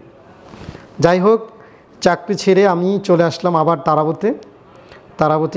আসার পরে আমি আবার ফ্যাক্টরি করব, এই করব সেই করব, কিন্তু আমার কাছে টাকা নেই, কি করব আমি। শেষমেশ আমার বন্ধু আছে একটা আলামিন যদি এই মুহূর্তে দেখে থাকে, তা আলামিন বলল, ও তখন ওষুধ কোম্পানিতে চাকরি করে, ও বলল যে বন্ধু তুই যাই কর, কিন্তু তোর তো আগে থাকা খাওয়ার একটা ব্যবস্থা করা উচিত, এই টাকা তো তোকে কেউ দেবে না। তুই একটা কাজ কর, তুই আমার কোম্পানিতে লোক লাগে, তুই রূপগঞ্জটা দেখ ওষুধ কোম্পানির। যেই ভাবনা সেই কাজ, পরে ওর কথা মতো আমি চাকরিতে জয়েন করলাম ওষুধ কোম্পানিতে। তা ওষুধ কোম্পানিতে আমাকে যে টার্গেট দিচ্ছে, আর এই কোম্পানি হচ্ছে একটা নাম বলবো না, পচা কোম্পানি এক কথা।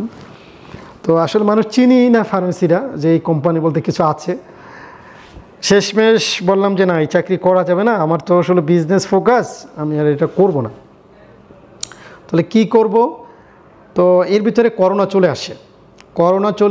করোনাতে একদম কাছাকাছি আমি তখন খবর পড়তেছি চায়না থেকে 3জন 4জন করে মারা যাচ্ছে, সংক্রমণ বাড়তেছে, বাংলাদেশে শনাক্ত হচ্ছে, এরকম একটা খবর আসতেছে।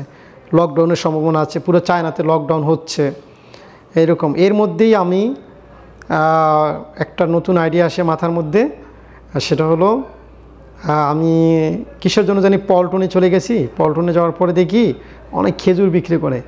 তো দেখলাম খেজুরের দাম কত, আমি জিজ্ঞেস করলাম, আমি নিজে কেনার জন্যই বললাম। বলে খেজুরের দাম, আজও খেজুর সম্ভবত ওই সময় বললো 900 সম্ভবত না 1200 এরকম বললো। আমি বললাম আমি কখনোই আজও খেজুর খাই নাই, মেটজোল, আজুয়া, এখন তো এই নামগুলো আমার মুখস্থ, কারণ আমি ব্যবসা করছি।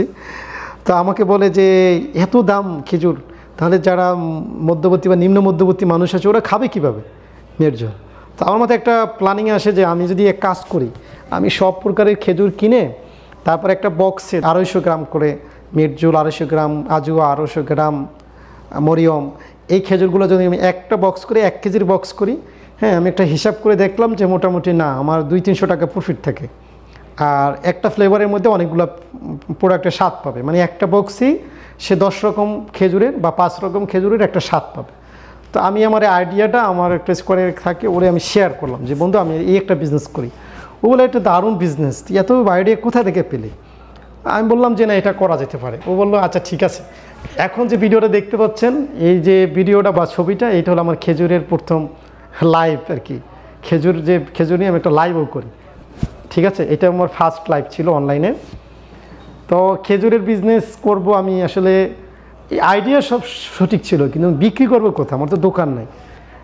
তখন তো ওই সময় করোনার আগ মুহূর্তে কিন্তু অনলাইনটা অ্যাভেলেবেল ছিল না। তো তারপর আমি চেষ্টা করতেছিলাম যে আমি মনে হয় অনলাইনেও সেল করতে পারবো, এরকম একটা চিন্তাভাবনা ছিল যে মানুষ আমাকে চিনবে, আমাকে কল দেবে, আমি তার বাসায় যাব, গিয়ে তারপর দেখাবো, তারপর এই খেজুর বিক্রি করবো, এই চিন্তাভাবনা ছিল। ই কমার্সের কোনো চিন্তাভাবনা আমি কখনো শুনিও নেই। তো যাই হোক, আমি চলে গেলাম যাত্রাবাড়ি। ওইখানে যাত্রাবাড়ি ফ্লাইওভারের নিচে র্যাব আছে, র্যাব 7 না জানি 8 ছিল ওখানে। এই র্যাবের ওইখানে একটা মসজিদ ছিল, মসজিদের সামনে আমি দাঁড়ালাম।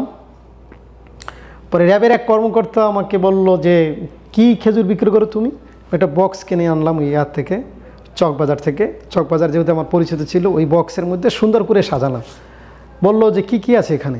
তো র্যাবের কর্মকর্তা বললাম, আমি বললাম এখানে মেরজুল আছে, আজুয়া আছে, হ্যাঁ, শুক্করি আছে, মোটামুটি অনেক রকমের একটা ফ্লেভার। আপনি একসাথে একটা টাকা খরচ করলে আপনি সবগুলো ফ্লেভার পাবেন।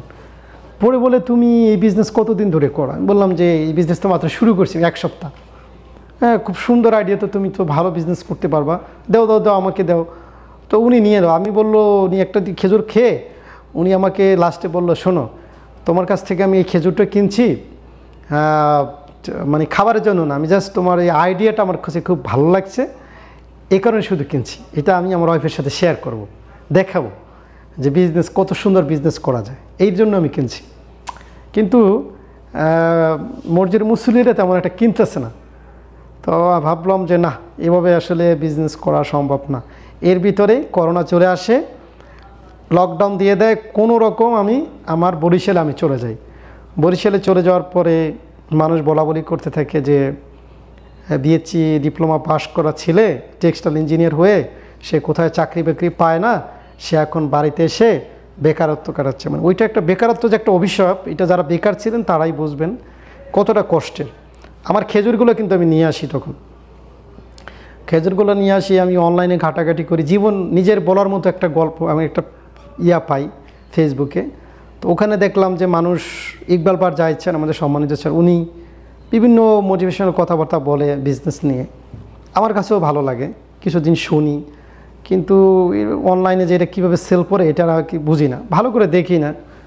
তো এটা দেখতে দেখতে ওই গ্রুপের একজন মাহমুদ ভাই, যদি ভিডিওটা দেখে থাকেন, মাহমুদ ভাই উনি এখন বড় ব্যবসায়ী। তো ওনার সাথে আমার পরিচয় হয়, হ্যাঁ, ওনার বাসায় আমাকে ইনভাইট করার পরে আমি গেলার পরে যাওয়ার পরে ওনার কাছে আমি ফার্স্ট খেজুর বিক্রি করি, 2 প্যাকেট খেজুর ওনার বাসায় বিক্রি করি, ওনার বাসায় থাকিও। তো উনি আমাকে প্রস্তাব দেয়, দেখেন আপনি আমার সাথে একটা বিজনেস করতে পারেন, আপনি শুধু প্ল্যানিং মার্কেটিং দেখবেন আর আমি প্রোডাকশনে থাকবো, জুতার একটা ফ্যাক্টরি করব। তো আমি বললাম যে না ভাই, আমি তো কোনো শেয়ারে বিজনেস করব না, আমি আমার মতো করে আমার অনেক বিজনেস প্ল্যান মাথার মধ্যে, আমাকে আপনি রাখতে পারবেন না, আমি একটু ছোটাছুটি করতে পছন্দ করি। যাই হোক, ওনার কাছ থেকে চলে আসলাম। চলে আসার পরে আমি ফেসবুকে একটু ঘাটাঘাটি করার পরে আমি দেখি আমার সামনে একটা পেজ, একটা গ্রুপ আসে, এটার নাম ছিল নকশিকাতার মাঠ। এই নকশিকাতার মাঠে এখানে মানুষের হাতের কাজের যেই প্রোডাক্টগুলো আছে, হ্যান্ডওয়ার্ক, হ্যান্ড পেন্ট, এগুলো আর কি ওই পেজে মেয়েরা পোস্ট করে যে আমি এটা করছি, মূলত সেল করে কিনে, এটা আমি জানতাম না। তো আমি ওইখানে আমি একটা লেখালেখি শুরু করি, আমি আবার একটু ভালো লিখতেও পারতাম। তো আমি ওইখানে ফার্স্ট টাইম ওই গ্রুপে ফ্রিতে জয়েন হওয়া যেত, জয়েন হয়ে আমি একটা নকশিকাতা যারা মেয়েরা সেলাই করে ওদেরকে নিয়ে আমি একটা প্রমোট করলাম যে বাংলাদেশের নকশিকাতার কতটা চাহিদা আছে, নকশিকাতা আমাদের একটা শিল্প, এইটা আমি তুলে ধরি। এখন মেয়েদের মনের কথাগুলো মেয়েরা সুই সুতার মাধ্যমে ফুটিয়ে তোলে, এই সব কথাবার্তা যখন আমি লিখলাম তখন অনেক মেয়েরা আমার ওই পোস্টে কমেন্টস করে। তো ওইখান থেকে আমার অনেক মেয়েদের সাথে পরিচয় হয়, অনেক আপুদের সাথে, বিশেষ করে নকশিকাতার মাঠে রনি শ্রাবণী আপু, উনি আমাকে বলে যে ভাইয়া আপনার পোস্টে তো অনেক রিচ কমেন্টস আছে, আপনি আমাদের গ্রুপের একজন মডারেটর হয়ে যান। আমি বললাম ভাই আমি এগুলো কিছু বুঝি না, হ্যাঁ আমি যদি বলেন আমি রেগুলার আপনাদেরকে নিয়ে পোস্ট করব। তো অনেক মেয়েরা মেসেজ করে বলে ভাইয়া আমাকে নিয়ে আপনি একটা পোস্ট করেন, আমাকে নিয়ে। আমি ওদের গল্পগুলো, ওদের জীবনের গল্পগুলো লেখা শুরু করলাম। দেখা যায় একটা মেয়ের গল্প যখন আমি লিখি তখন সে খুবই ইন্সপায়ার্ড হয়, ওনার সাথে একটা ভালো সম্পর্ক হয়। তো উনি আমাকে নানান ইনফরমেশন দিতে থাকে। এভাবে করতে করতে এক ভাই বেলকুচি থেকে উনি বলল, ভাই আপনি শুধু মেয়েদেরকে নিয়ে লেখেন, ছেলেদের নিয়ে কিছু লেখেন না। তা ওনার ফোন নাম্বার দিলেও উনি ইনবক্সে, আমি ওনার সাথে কথা বললাম। তো তারপরে ভাইয়ের নামটা মনে পড়তেছে না এই মুহূর্তে, রায়হান ভাই সম্ভবত, ইয়ামিন ভাই, সরি ইয়ামিন ভাই। তো ইয়ামিন ভাই বললো যে ভাই আমাদেরকে কিছু লেখেন, কিন্তু মেয়েদেরকে নিয়ে লেখেন কেন। এই ইয়ামিন ভাইয়ের মানে উঠে আসার গল্প, মানে ওনার যে স্ট্রাগল, ওনার বাবা একসময় বড় ব্যবসায়ী ছিল, ঘটনাগুলো আমি তাঁতিদের যে দুরবস্থা, তাঁতিরা যে দিন দিন হারিয়ে যাচ্ছে, এই কথাগুলো আমি তখন ওই পোস্টে উল্লেখ করি। তখন ওই পোস্টটা পুরো ভাইরাল হয়ে যায়, মানে লেখা, শুধু লিখতাম গ্রুপে। তো ওখান থেকে উনি বলল যে ভাই আপনি কি করেন, বলল আমাকে ওই পোস্ট করার পরে আমাকে সবাই ইনবক্সে জিজ্ঞেস করে, ভাই আপনার কাছে কি কাপড় আছে, আপনি কি লুঙ্গি সেল করেন, আপনি কি তাঁতের শাড়ি সেল করেন, আপনি এত কিছু জানেন কিভাবে। যেহেতু আমার টেক্সটাইলে পড়াশোনা, আমি মোটামুটি এগুলো জানতাম। আমি শুধু বলতাম না আমি সেল করি না। পরে বললাম ভাই আরও একটু লেখেন আমার নিয়ে। উনি আর একদিন বলি ইয়ামিন ভাই, আমি বললাম ভাই এটা তো লেখা যাবে না, এগুলো লেখলে আমাকে ক্রেতা মনে করে, বিক্রেতা মনে করে, মানুষ এটা ওটা চায়, আমি এটা কোথায় থেকে দেবো। তো উনি বলে কি বলেন, আমরা তো যেটা আমি বিক্রি করবেন আমি বিক্রি করে দেবো ভাই, আমি একটা রেট দেবো, বাকি আপনি প্লাস করে আপনি সেল করবেন, হ্যাঁ আমি এখান থেকে পাঠাই দেবো কুরিয়ারে, হ্যাঁ মাঝখানে যা প্রফিট হয় আমি প্রতি সপ্তাহে আপনি দেবো। আমি বললাম না ভাই এগুলো আমি করবো না, এগুলো তো মনে হয় আবার খারাপ কিছু হয়ে যাবে। আবার যদি আমি বিশ্বাস ছিল না, মানে উনি যদি না দেয় টাকা নিয়ে, আমার একটা খুব সহজে মানুষকে বিশ্বাস করতাম না, মানে আমার কেমন জানি একটা কম বিশ্বাস ছিল মানুষের প্রতি। তো উনি আমাকে অনেক রিকোয়েস্ট করতো যে ভাই এটা করেন। পরে আচ্ছা ঠিক আছে আমি তাহলে লুঙ্গি দিয়ে শুরু করব। প্রথম লুঙ্গি নিয়ে শুরু করলাম, লুঙ্গির ছবি উনি তুলে দিল আমাকে। পরে একটা লুঙ্গির ইতিহাস, এখানে দেখেন একটা লুঙ্গির ইতিহাস, একটা গল্প বানাইছি আমি। লুঙ্গি পরলে সুবিধা কী, লুঙ্গি পরলে বাতাস সহজে ঢুকে, তার লুঙ্গির আরামদায়ক, এরকম বিভিন্ন লুঙ্গির বৈশিষ্ট্য লেখি আমি।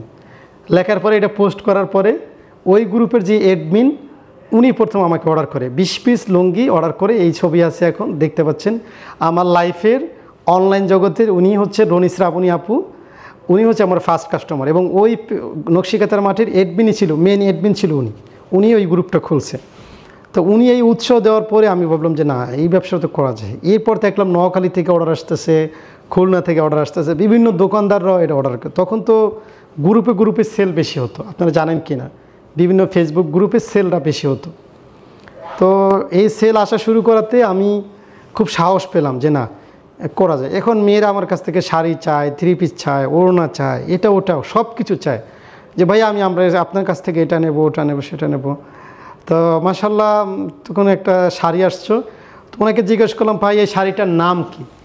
উনি বলে শাড়িটার কোনো নাম নাই, আমরা শুধু শাড়ি বানাই, আমরা নাম জানি না। কী আর করা। আমি বললাম যে তখন আমাদের দেশে রোহিঙ্গা একটা ইস্যু ছিল, বড় ধরনের একটা ইস্যু ছিল। আমি তখন ভাবলাম যে শাড়িটার নাম দিলাম রোহিঙ্গা শাড়ি। কারণ কেন দিলাম জানি না, আমি রোহিঙ্গা একটা ইস্যু ছিল, আমি রোহিঙ্গা শাড়ি। বাংলাদেশে আপনারা জানেন ওই সময় যেটাকে হাফ সিল্ক শাড়ি বলেন, পরে জানছি যে এটার নাম হাফ সিল্ক শাড়ি, তখন জানতাম না। ওই সময় আমি 2000 কত সালের ঘটনা ওখানে পোস্টে দেখা আছে, আপনারা একটু দেখে নিন, কত সাল সম্ভবত 20 বা 19-এর ঘটনা। তো ওই সময় রোহিঙ্গা শাড়ি নামে সারা বাংলাদেশে একটা আলোড়ন সৃষ্টি হয়। আমি ব্যাপক পরিমাণে শাড়ি কিনি, শাড়ি সেল করি ওই সময়। তো উনি ঠিকঠাক মতো ডেলিভারি করতে পারতেছিল না, পরে জানতে পারলাম যে উনিও এক জায়গা থেকে কিনে নিয়ে আসে, প্রোডাকশন ঠিক মতো দিতে পারে না। পরে ভাবলাম যে না এভাবে অনলাইনে সেল করা আমার ভালো লাগে না, সব প্রফিট উনিই রেখে দেয়, আমাকে অল্প 20 টাকা 30 টাকা করে দেয়। হ্যাঁ আমি বললাম যে না আমি আর লেখালেখি করব না, আমি এবার প্র্যাকটিক্যাল সে। উনি বললাম যে ভাই আপনি আমার কাছে শাড়ি আর লুঙ্গি পাঠান, আমি নিজে সেল করব। আমি ব্যাগ কিনলাম একটা, ব্যাগের মধ্যে করে প্রতিটা দোকানে গেলাম, দোকানে গিয়ে দেখাইলাম। আমি এত হাই কনফিডেন্সে বললাম যে প্রোডাক্টগুলো সেল করবে। আলহামদুলিল্লাহ প্রত্যেক দোকান ভিজিট করছি। আমার ইচ্ছা ছিল প্রতি 10টা দোকান ভিজিট করলে আমার 2টা দোকানে অর্ডার হলেই হবে, এটা আমি কনফিডেন্ট ছিলাম। আলহামদুলিল্লাহ 10টা দোকানের মধ্যে আমার 8-9টা দোকানেরই অর্ডার কনফার্ম হতো। 2 পিস হলেও নিত, জোর করে দিয়ে আসতাম যে ভাই আমি বলছি আপনি রাখেন, সব দায়িত্ব আমার। প্রয়োজনে আমি প্রফিট ছাড়াও অনেক দোকানে আমি এই লুঙ্গি সেল করা শুরু করলাম। দোকানদারও আমাকে পরিচিত আমার এলাকায় আমি শুরু করলাম। পরে আমার আম্মাকে বললাম যে আম্মা আমি তো মানুষকে বুঝাইতে পারি, আমি প্রতিটা দোকানে গেলে আমার কাছ থেকে মানুষ নেয়, তাহলে আমার একটা শোরুম দরকার, মানে একটা হাউস দরকার, একটা বাইং হাউস দরকার। তো আমি শেষমেশ আমার পৌরসভায় আমি একটা বাইং হাউস করলাম, যে আমি এখানে সব স্টক থাকবে আর মার্কেটিংয়ে আমি নিজে থাকবো, আরও লোক নেব, আমরা প্রতিটা দোকানে গিয়ে আমরা এটা সেল করব। ওই সময় অনলাইন অত জমজমাট না। পরে এটা করতে যেয়ে দেখলাম যে অনেক বড় প্রবলেম, মানুষ অ্যাকসেপ্ট করতেছে, নিতেছে, কিন্তু বাকি চাচ্ছে।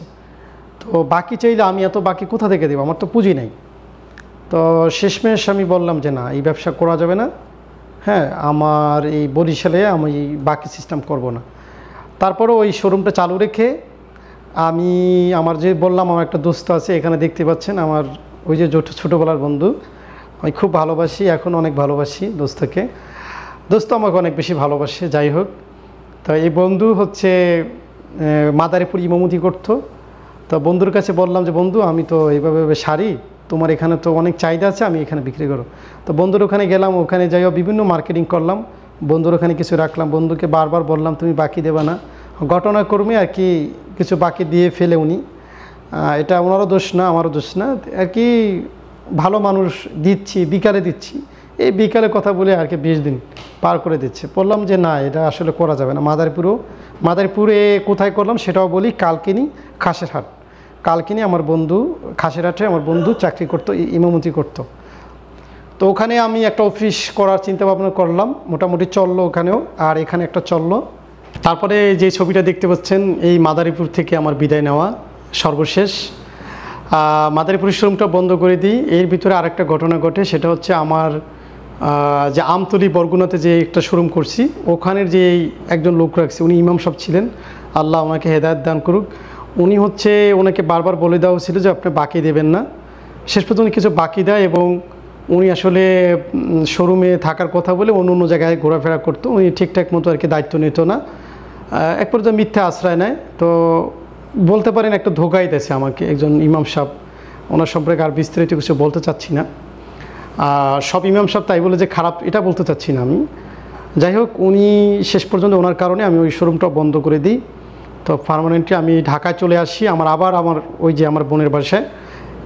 ইতিমধ্যেই করোনাও চলতেছে, কিন্তু কিছুদিন লকডাউন থাকে, কিছুদিন থাকে না, এরকম একটা পরিস্থিতি চলতেছে। তো আমি এবার অনলাইনে মোটামুটি চলতেছে, সিরাজগঞ্জে থেকে শাড়ি নিয়ে আসতেছি, বেলকুচি থেকে মোটামুটি চলতেছে। এবং সাথে সাথে আমি যেটা করলাম যে না, আমি ওড়না বিক্রি করবো মেয়েদের, এটা কোথায় পাবো। তো ওড়না খুঁজতে খুঁজতে আমি চলে এলাম পাঁচরুখি বান্টি বাজারের দিকে চলে আসলাম। চলে আসার পরে একদিন এই যে এখন দেখতে পাচ্ছেন একটা ছবি, ইয়াকুব, উনি খুব ভালো মানুষ, উনি একটা দোকানের সেলসম্যান ছিল, এখন ওনার নিজেরই দোকান আছে। ওনার সাথে আমার দেখা, তো ওনার সাথে দেখার সুবাদে দেখলাম যে উনি বললো যে ভাই, আমার কাছে তো ওড়না ছাড়াও আরও অনেক কিছু আছে, বেডশিট, চেরিপিস, হাবিজাবি সব আছে। তো ভাবলাম যে না, এটা দিয়ে শুরু করা যায়। তো ওনার কিছু প্রোডাক্ট আমি আবার মাদারীপুরে পাঠাই আমার বন্ধুর কাছে।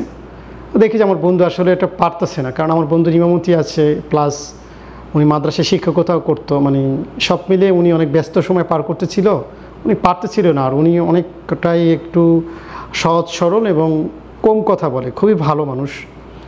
তো আমার দোস্ত, আমি দোস্ত ডাকতাম, এখনও দোস্তই রাখি, হয়তো বা এখন উনি আমার সাথে নাই, খুবই ভালো মানুষ। পরবর্তীতে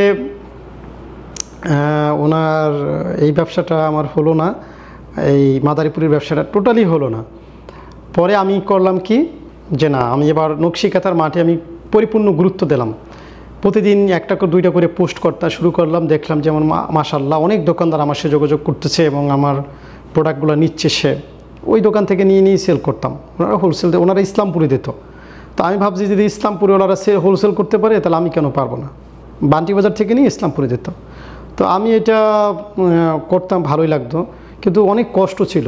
অর্থাৎ এখান থেকে প্রোডাক্ট নিয়ে আমার সেই কুরিয়ার ছিল নরসিংদী সাটিরপাড়া ছিল, মানে এর মধ্যে আর কোনো কুরিয়ার ছিল না। বাবুরহাট কুরিয়ার ছিল, কিন্তু কন্ডিশন ছিল না। মানে আগে টাকা পাঠাইতে, সবাই তো আর আগে টাকা বিশ্বাস করে পাঠাবে না। তো এখান থেকে আমি মেমো করতাম বাসে বসে। আপনি এখন যে ছবিগুলো দেখতে পাচ্ছেন, এখানে অনেক ছবি আছে কষ্টের। তো আমি বাসে বসে ছবি করতাম, আর আমার এই পার্সেলগুলো করার জন্য আমার যে 2 দোকানের ফ্লোরে বসে ছোট ছোট পার্সেল করতাম, নিজেই পার্সেল করতাম, নিজেই সেলাই করতাম। ওই ছবিগুলো এখন আছে, আপনি দেখতে পারেন। অনেক কষ্ট হতো। তো শেষ পর্যন্ত এই বাসে বসে বসে মেমো করতাম, অনেক মানুষ তাকাই থাকতো কি করে। রাত 11টা 12টা বেজে যেত, এবং সুন্দরবন কুরিয়ারে সিরিয়াল ধরতে হতো, 1.5 ঘন্টা 2 ঘন্টা সিরিয়াল ধরে পার্সেল দিতে হতো। তো এইভাবে কাটতেছিল। এখান থেকে আবার সেই এই যে ঝালকুইতে যে আদমজি থাকতাম আমি, চিটাং রোড আদমজি, ওখান থেকে সেভাবে প্রতিদিন করতেছিলাম। একটা পর্যায়ে আমি বললাম যে না, আমি অত দূরে পারবো না, আমি এখানে একটা বাসা নেব বান্টি বাজার। তো বান্টি বাজারে শেষমেশ বাসা নিলাম। বাসা নেওয়ার পরে আমার একটা অর্ডার আসে যুক্তরাষ্ট্র থেকে, ইউএসএ থেকে। তো আমি কিভাবে পাঠাবো বুঝতে পারতেছি না। অর্ডার তো নিয়ে ফেলেছি, টাকাও উনি পাঠাই দিয়েছে। তো বাংলাদেশ ডাক বিভাগে যোগাযোগ করে অনেক ঝামেলা, শেষ পর্যন্ত আমি আর পাঠাতে পারলাম না। ওনার এক আত্মীয়র কাছে দিয়ে দিলাম, উনি পাঠালো, উনি নিয়ে গেল মনে হয় সম্ভবত সাথে করে। পরে আবার কানাডা থেকে আরেকটা অর্ডার আসলো, স্টিচ করে দিতে হতো। মোটামুটি এখন দেশের বাইরে থেকে অর্ডার আসতে শুরু করলো, দেশ থেকে অর্ডার শুরু করলো। পরে আমি তখন ইংরেজিতে লাইভ করতাম ফার্স্টে। তো আমি কথা কম বলতে পারতাম, কিন্তু আমার এখন যে ইংরাজি শুদ্ধ করে মানে ইংরাজি উচ্চারণ করতে পারতাম না, তারপরও লাইভ করতাম। তো আমাকে ওই আপু বাংলাদেশে ছিল, উনি ইউএসএ থেকে বলতো যে ভাই আপনি কন্টিনিউ করেন, আপনি যা বলেন আমরা ওগুলো বুঝি, আপনি শুধু বলে যান। তো আমি আলহামদুলিল্লাহ ওই ইংরেজি লাইভগুলো করলাম। তো ওখান থেকে কানাডা, তারপরে হচ্ছে মিডল ইস্ট কান্ট্রি থেকেও আসে, সৌদি আরব থেকে আসে, কাতার থেকে আসে, অনেকগুলো দেশ থেকে অর্ডার আসে। জামদানি প্রোডাক্টগুলো আসে।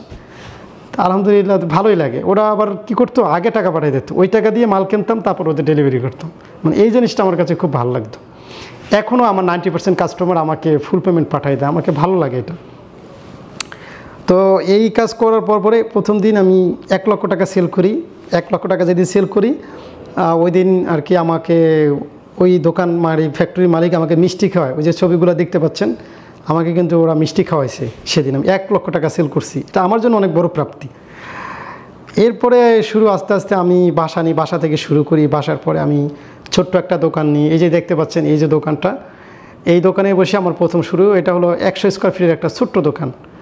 এখান থেকে শুরু করি, মাশাআল্লাহ এখানে মোটামুটি ভালোই। আমার দোস্ত পরেও আমি তখন চাপ নিতে পারি নাই, চাপ না নিতে পারে আমার দোস্তকে আমি নিয়ে আসি। দোস্তকে বলি, দোস্ত তুমি চাকরিটা ছেড়ে আসো, হ্যাঁ আমি তোমার যা যা লাগে আমি সব কিছু দেখবো অনেক, হ্যাঁ প্রয়োজনে তুমি আমার পার্টনারশিপে থাইকাও। অনেক কথা বলছি। তো দোস্ত মূলত টাকার জন্য আসে নাই, দোস্ত আমাকে প্রচণ্ড ভালোবাসতো, আমার হাতের নখটা পর্যন্ত কেটে দিত, এত ভালোবাসতো। তো উনি আবার চলে আসতো, খুব ভালো মনের মানুষ। তো আমার কাছে চলে আসছে, উনি মাঝখান থেকে একটু ভুল বোঝা যেহেতু উনি চলেও যেতে চাচ্ছে, তাও আমি যাইতে দিই নেই, রেখে দিছি। আমার বড় ভাইকে আনছিলাম, আমার বড় ভাইকে পাঠাই দিছি, কিন্তু ওনাকে রেখে দিছি। কারণ দোস্তর একটা লাইফে যদি একটা দোস্ত না থাকে, আসলে ওই ক্ষতিপূরণটা আর কেউ করতে পারে না। ঠিক আছে, এটা আমি এখনও হাড়ে হাড়ে টের পাচ্ছি। দোস্তর জায়গাটা অন্য কেউ নিতে পারে না। যাই হোক, উনি আমার কাছে ছিল, তো বিজনেসও ভালো চলতেছিল। আমি বিয়ে করি, ওনার আগে বিয়ে করি, যদি ওনার বয়সে উনি বড় ছিল। ওনার ফ্যামিলিতে ওনার বোনরা ছিল, যার কারণে উনি একটু পরে বোনদেরকে বিয়ে দিয়ে তারপর বিয়ে করছে। আমি বিয়ে শাদী করি ঢাকাতেই। তো বিয়ে করার পরে কিছুদিন পরে আমার যাত্রাবাড়িতে আরেকটা শোরুম নিই। এটা আসলে দোস্তর সাথে আসলে পরামর্শ করাই হয় নাই। তো এটা নিয়ে একটু মন খারাপ করে দোস্ত, তো বলল। তারপর ওনার একটা ভাই চলে আসে, ওনার ভাইটাকে একটু পছন্দ করি না, এখনও করি না, ভালো লাগে না, একটু অন্য টাইপের আর কি, একটু উশৃঙ্খল। তো আমি বললাম, যাই হোক, ওনার বন্ধুকে উনি নিয়ে আসার পরে উনি বললো যে আমি সেপারেট হয়ে যাব। যাই হোক, উনি সেপারেট হয়ে উনি আলাদা বিজনেস করলো, মাশাআল্লাহ ভালো আছে এখন। তো আমি আলাদা হয়ে গেলাম। আলাদা হয়ে যাওয়ার পরে এই তো বাকি জার্নিটা তো আপনারা সব দেখতেই পাচ্ছেন। গত বছর আল্লাহ তাআলা আমাকে আব্বা মা সহ আমার ওয়াইফ সহ আমরা উমরা করে আসলাম, দেশে বাড়ি করলাম, সব কিছু আলহামদুলিল্লাহ সব কিছু ঠিকঠাক। আল্লাহ তাআলা অনেক ভালো রাখছে, অনেক সুখে আছে আলহামদুলিল্লাহ।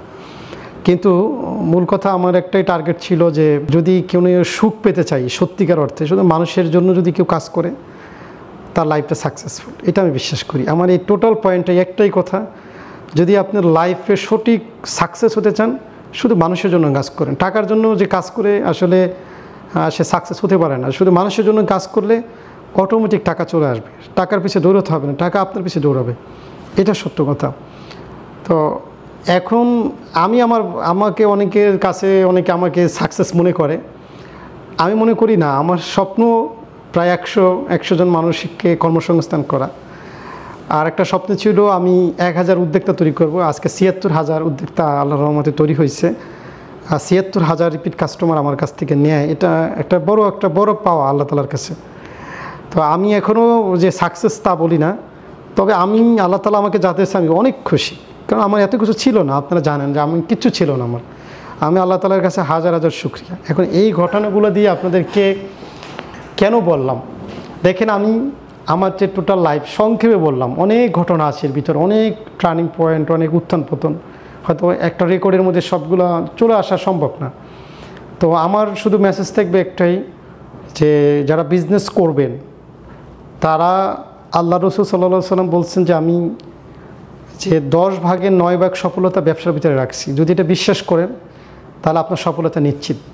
আপনি সরে যাবেন কেন? ব্যবসা শুরু করলে আপনি কেন সরে যাবেন? আল্লাহ তালা আপনাকে পরীক্ষা করবেন, ধন সম্পদ, সন্তান দিয়ে, আপনার স্ত্রীকে দিয়েও আল্লাহ তালা আপনাকে পরীক্ষা করবেন। এটা তো আল্লাহ তালার ওয়াদা। আল্লাহ যাকে ভালোবাসেন আল্লাহ তাকে পরীক্ষা করবেন। সকল আম্বিয়া ইকরাম, রাসূল সাল্লাল্লাহু আলাইহি ওয়াসাল্লাম, এই যে আমরা কুরবানি দিয়ে ইসমাঈল আলাইহিস সালামকে পরীক্ষা করছেন, তারপরে আল্লাহ তালা ওনার নৈকট্য লাভ করাইছেন। তো আপনাকে তো পরীক্ষা করবেন, আপনি রেডি থাকবেন। যেমন আমি সবসময় বলি যে আমাকে আল্লাহ আরও কিছু পরীক্ষা নেবেন, এখন আমার প্রস্তুতি থাকতে হবে, প্রস্তুতি নিতে হবে এখন। তো এই জন্য যে আপনার সাকসেস হবে না এটা না, সাকসেস আল্লাহ তালা ব্যবসার ভিতরে যদি না রাখে তাহলে কোনো কিছুর মধ্যেই রাখে নাই আমি মনে করি। কারণ 9 ভাগ সফলতা যদি ব্যবসার ভিতরেই থাকে, এখানে সাকসেস কেন নাই? সেই জন্য আপনাকে স্ট্রাগল করতে হবে। আমার লাইফে যে ঘটনাগুলো, আমি তো সিম্পল মানুষ, অনেক বড় বড় মানুষের গল্প আপনারা শুনছেন, এমন কোনো মানুষ কি আপনি পাবেন যার জীবনে সংগ্রাম নাই, স্ট্রাগল নাই, পরিশ্রম নাই? কখনো পাবেন না। আমি চাই আমার এই যে বিজনেস লাইফ থেকে আমার লাইফে ঘটে যাওয়ার সব কিছু আমি সরাসরি দেখাতে চাই, অথেন্টিক। অনেকে অনেক সাজায় গুছিয়ে অনেক গল্প বলে, আমি কিন্তু এই গল্প বলা পছন্দ করি না। আমি আমার লাইফে যেটা ঘটতেছে আমি আপনার কাছে বলছি। আমার পুরো লাইফটা থেকে যদি আপনার একটা কথা যদি আপনার কাজে লাগে, আপনার বিজনেসে কাজে লাগে, আপনি যদি সাকসেস হতে পারেন, আমি বিশ্বাস করি আপনার মাধ্যমে আরও 5টা মানুষের কর্মসংস্থান হবে। তো তাদের যে রিজিকের ব্যবস্থা আপনি আল্লাহ তালা আপনার মাধ্যমে করাইছে, এই সবটুকু অন্তত আমি পাবো। এই সবের উদ্দেশ্যে বিজনেস লাইফে আমি একদম খোলামেলা। আমার যারা কম্পিটিটর, আমি তো কাউকে কম্পিটিটর মনেই করি না, আমাকে যারা কম্পিটিটর মনে করেন আপনারাও চ্যানেলটা সাবস্ক্রাইব করে রাখবেন, যাতে করে আমি আমার লাইফে ঘটে যাওয়া, এই যে এত বড় একটা নেটওয়ার্ক আমার হয়েছে, মানে একটা কর্মচারী থেকে কর্মচারীর কী কী প্রবলেম থাকতে পারে ওই বিষয় কিন্তু আমি এখন জানি। একটা জিএমের কী দায়িত্ব, কী প্রবলেম সেটা কিন্তু আমি জানি। একটা এমডি, হ্যাঁ, সে কোন লেভেলে চিন্তা করে ওই লেভেলটা কিন্তু আমি এখন জানি। তো এই যে কতগুলো বিষয়গুলোর মধ্যে দিয়ে আল্লাহ তালা আমাকে নিয়ে আসছে, তো আমার মনে করি যে আমার প্রত্যেকের লাইফে তো এগুলো ঘটে না, আর লাইফে ঘটলেও সবাই মনে রাখে না। তো আমি কিন্তু আমার সব বিষয়গুলো, আমি ঘটনাগুলো লিখে রাখি সবসময়। তো আমি চাই বিজনেস লাইফের মাধ্যমে প্রতিটা ঘটনা, আমার সামনে আরও অনেকগুলো প্ল্যান আছে, হয়তো আমি ফেল করতে পারি অথবা আমি সাকসেস হতে পারি, এটা কোনো বিষয় না। বিষয় হচ্ছে আমার থেকে অন্তত আপনি কিছু শিখে যান। মানে আমার লাইফ থেকে যে আমি যে রং কথাগুলো বলতেছি বা এর ভিতরে যে রং ডিসিশনগুলো নিয়েছি, ওখান থেকে আপনি আল্লাহ তালা আপনাকে হেফাজত করুক, আপনি একটা রাইট ডিসিশন নিতে পারেন। এই জন্য বিজনেস লাইফটা আমার করা। আমি আশা করি আমার পুরো বিজনেস লাইফ যে ইয়াটা আছে, একটা ব্যবসার জীবনটা কেমন হওয়া উচিত সে বিষয়গুলো আমি আপনাদের সামনে তুলে ধরবো ইনশাল্লাহ। সে পর্যন্ত ভালো থাকবেন। আর পুরো গল্পটা কেমন হলো, আপনাদের কি মতামত আছে সেটা জানান, আমি প্রতিটা কমেন্টসে রিপ্লাই করার চেষ্টা করব। আর যদি সরাসরি আমার সাথে কথা বলতে চান তাও আসতে পারেন। সাধারণ একজন মানুষ, কিচ্ছু না আমি, তবে আপনাদের খাস করে একটু দোয়া চাই জন্য আমি আরও ভালো ভালো কিছু আইডিয়া বিজনেস লাইফের মাধ্যমে আপনাকে উপহার দিতে পারি। প্রতি সপ্তাহে একটা করে কন্টেন্ট ইনশাআল্লাহ আমার থেকে আপনারা পাবেন। ধন্যবাদ সবাইকে। আল্লাহ হাফেজ। আসসালামু আলাইকুম।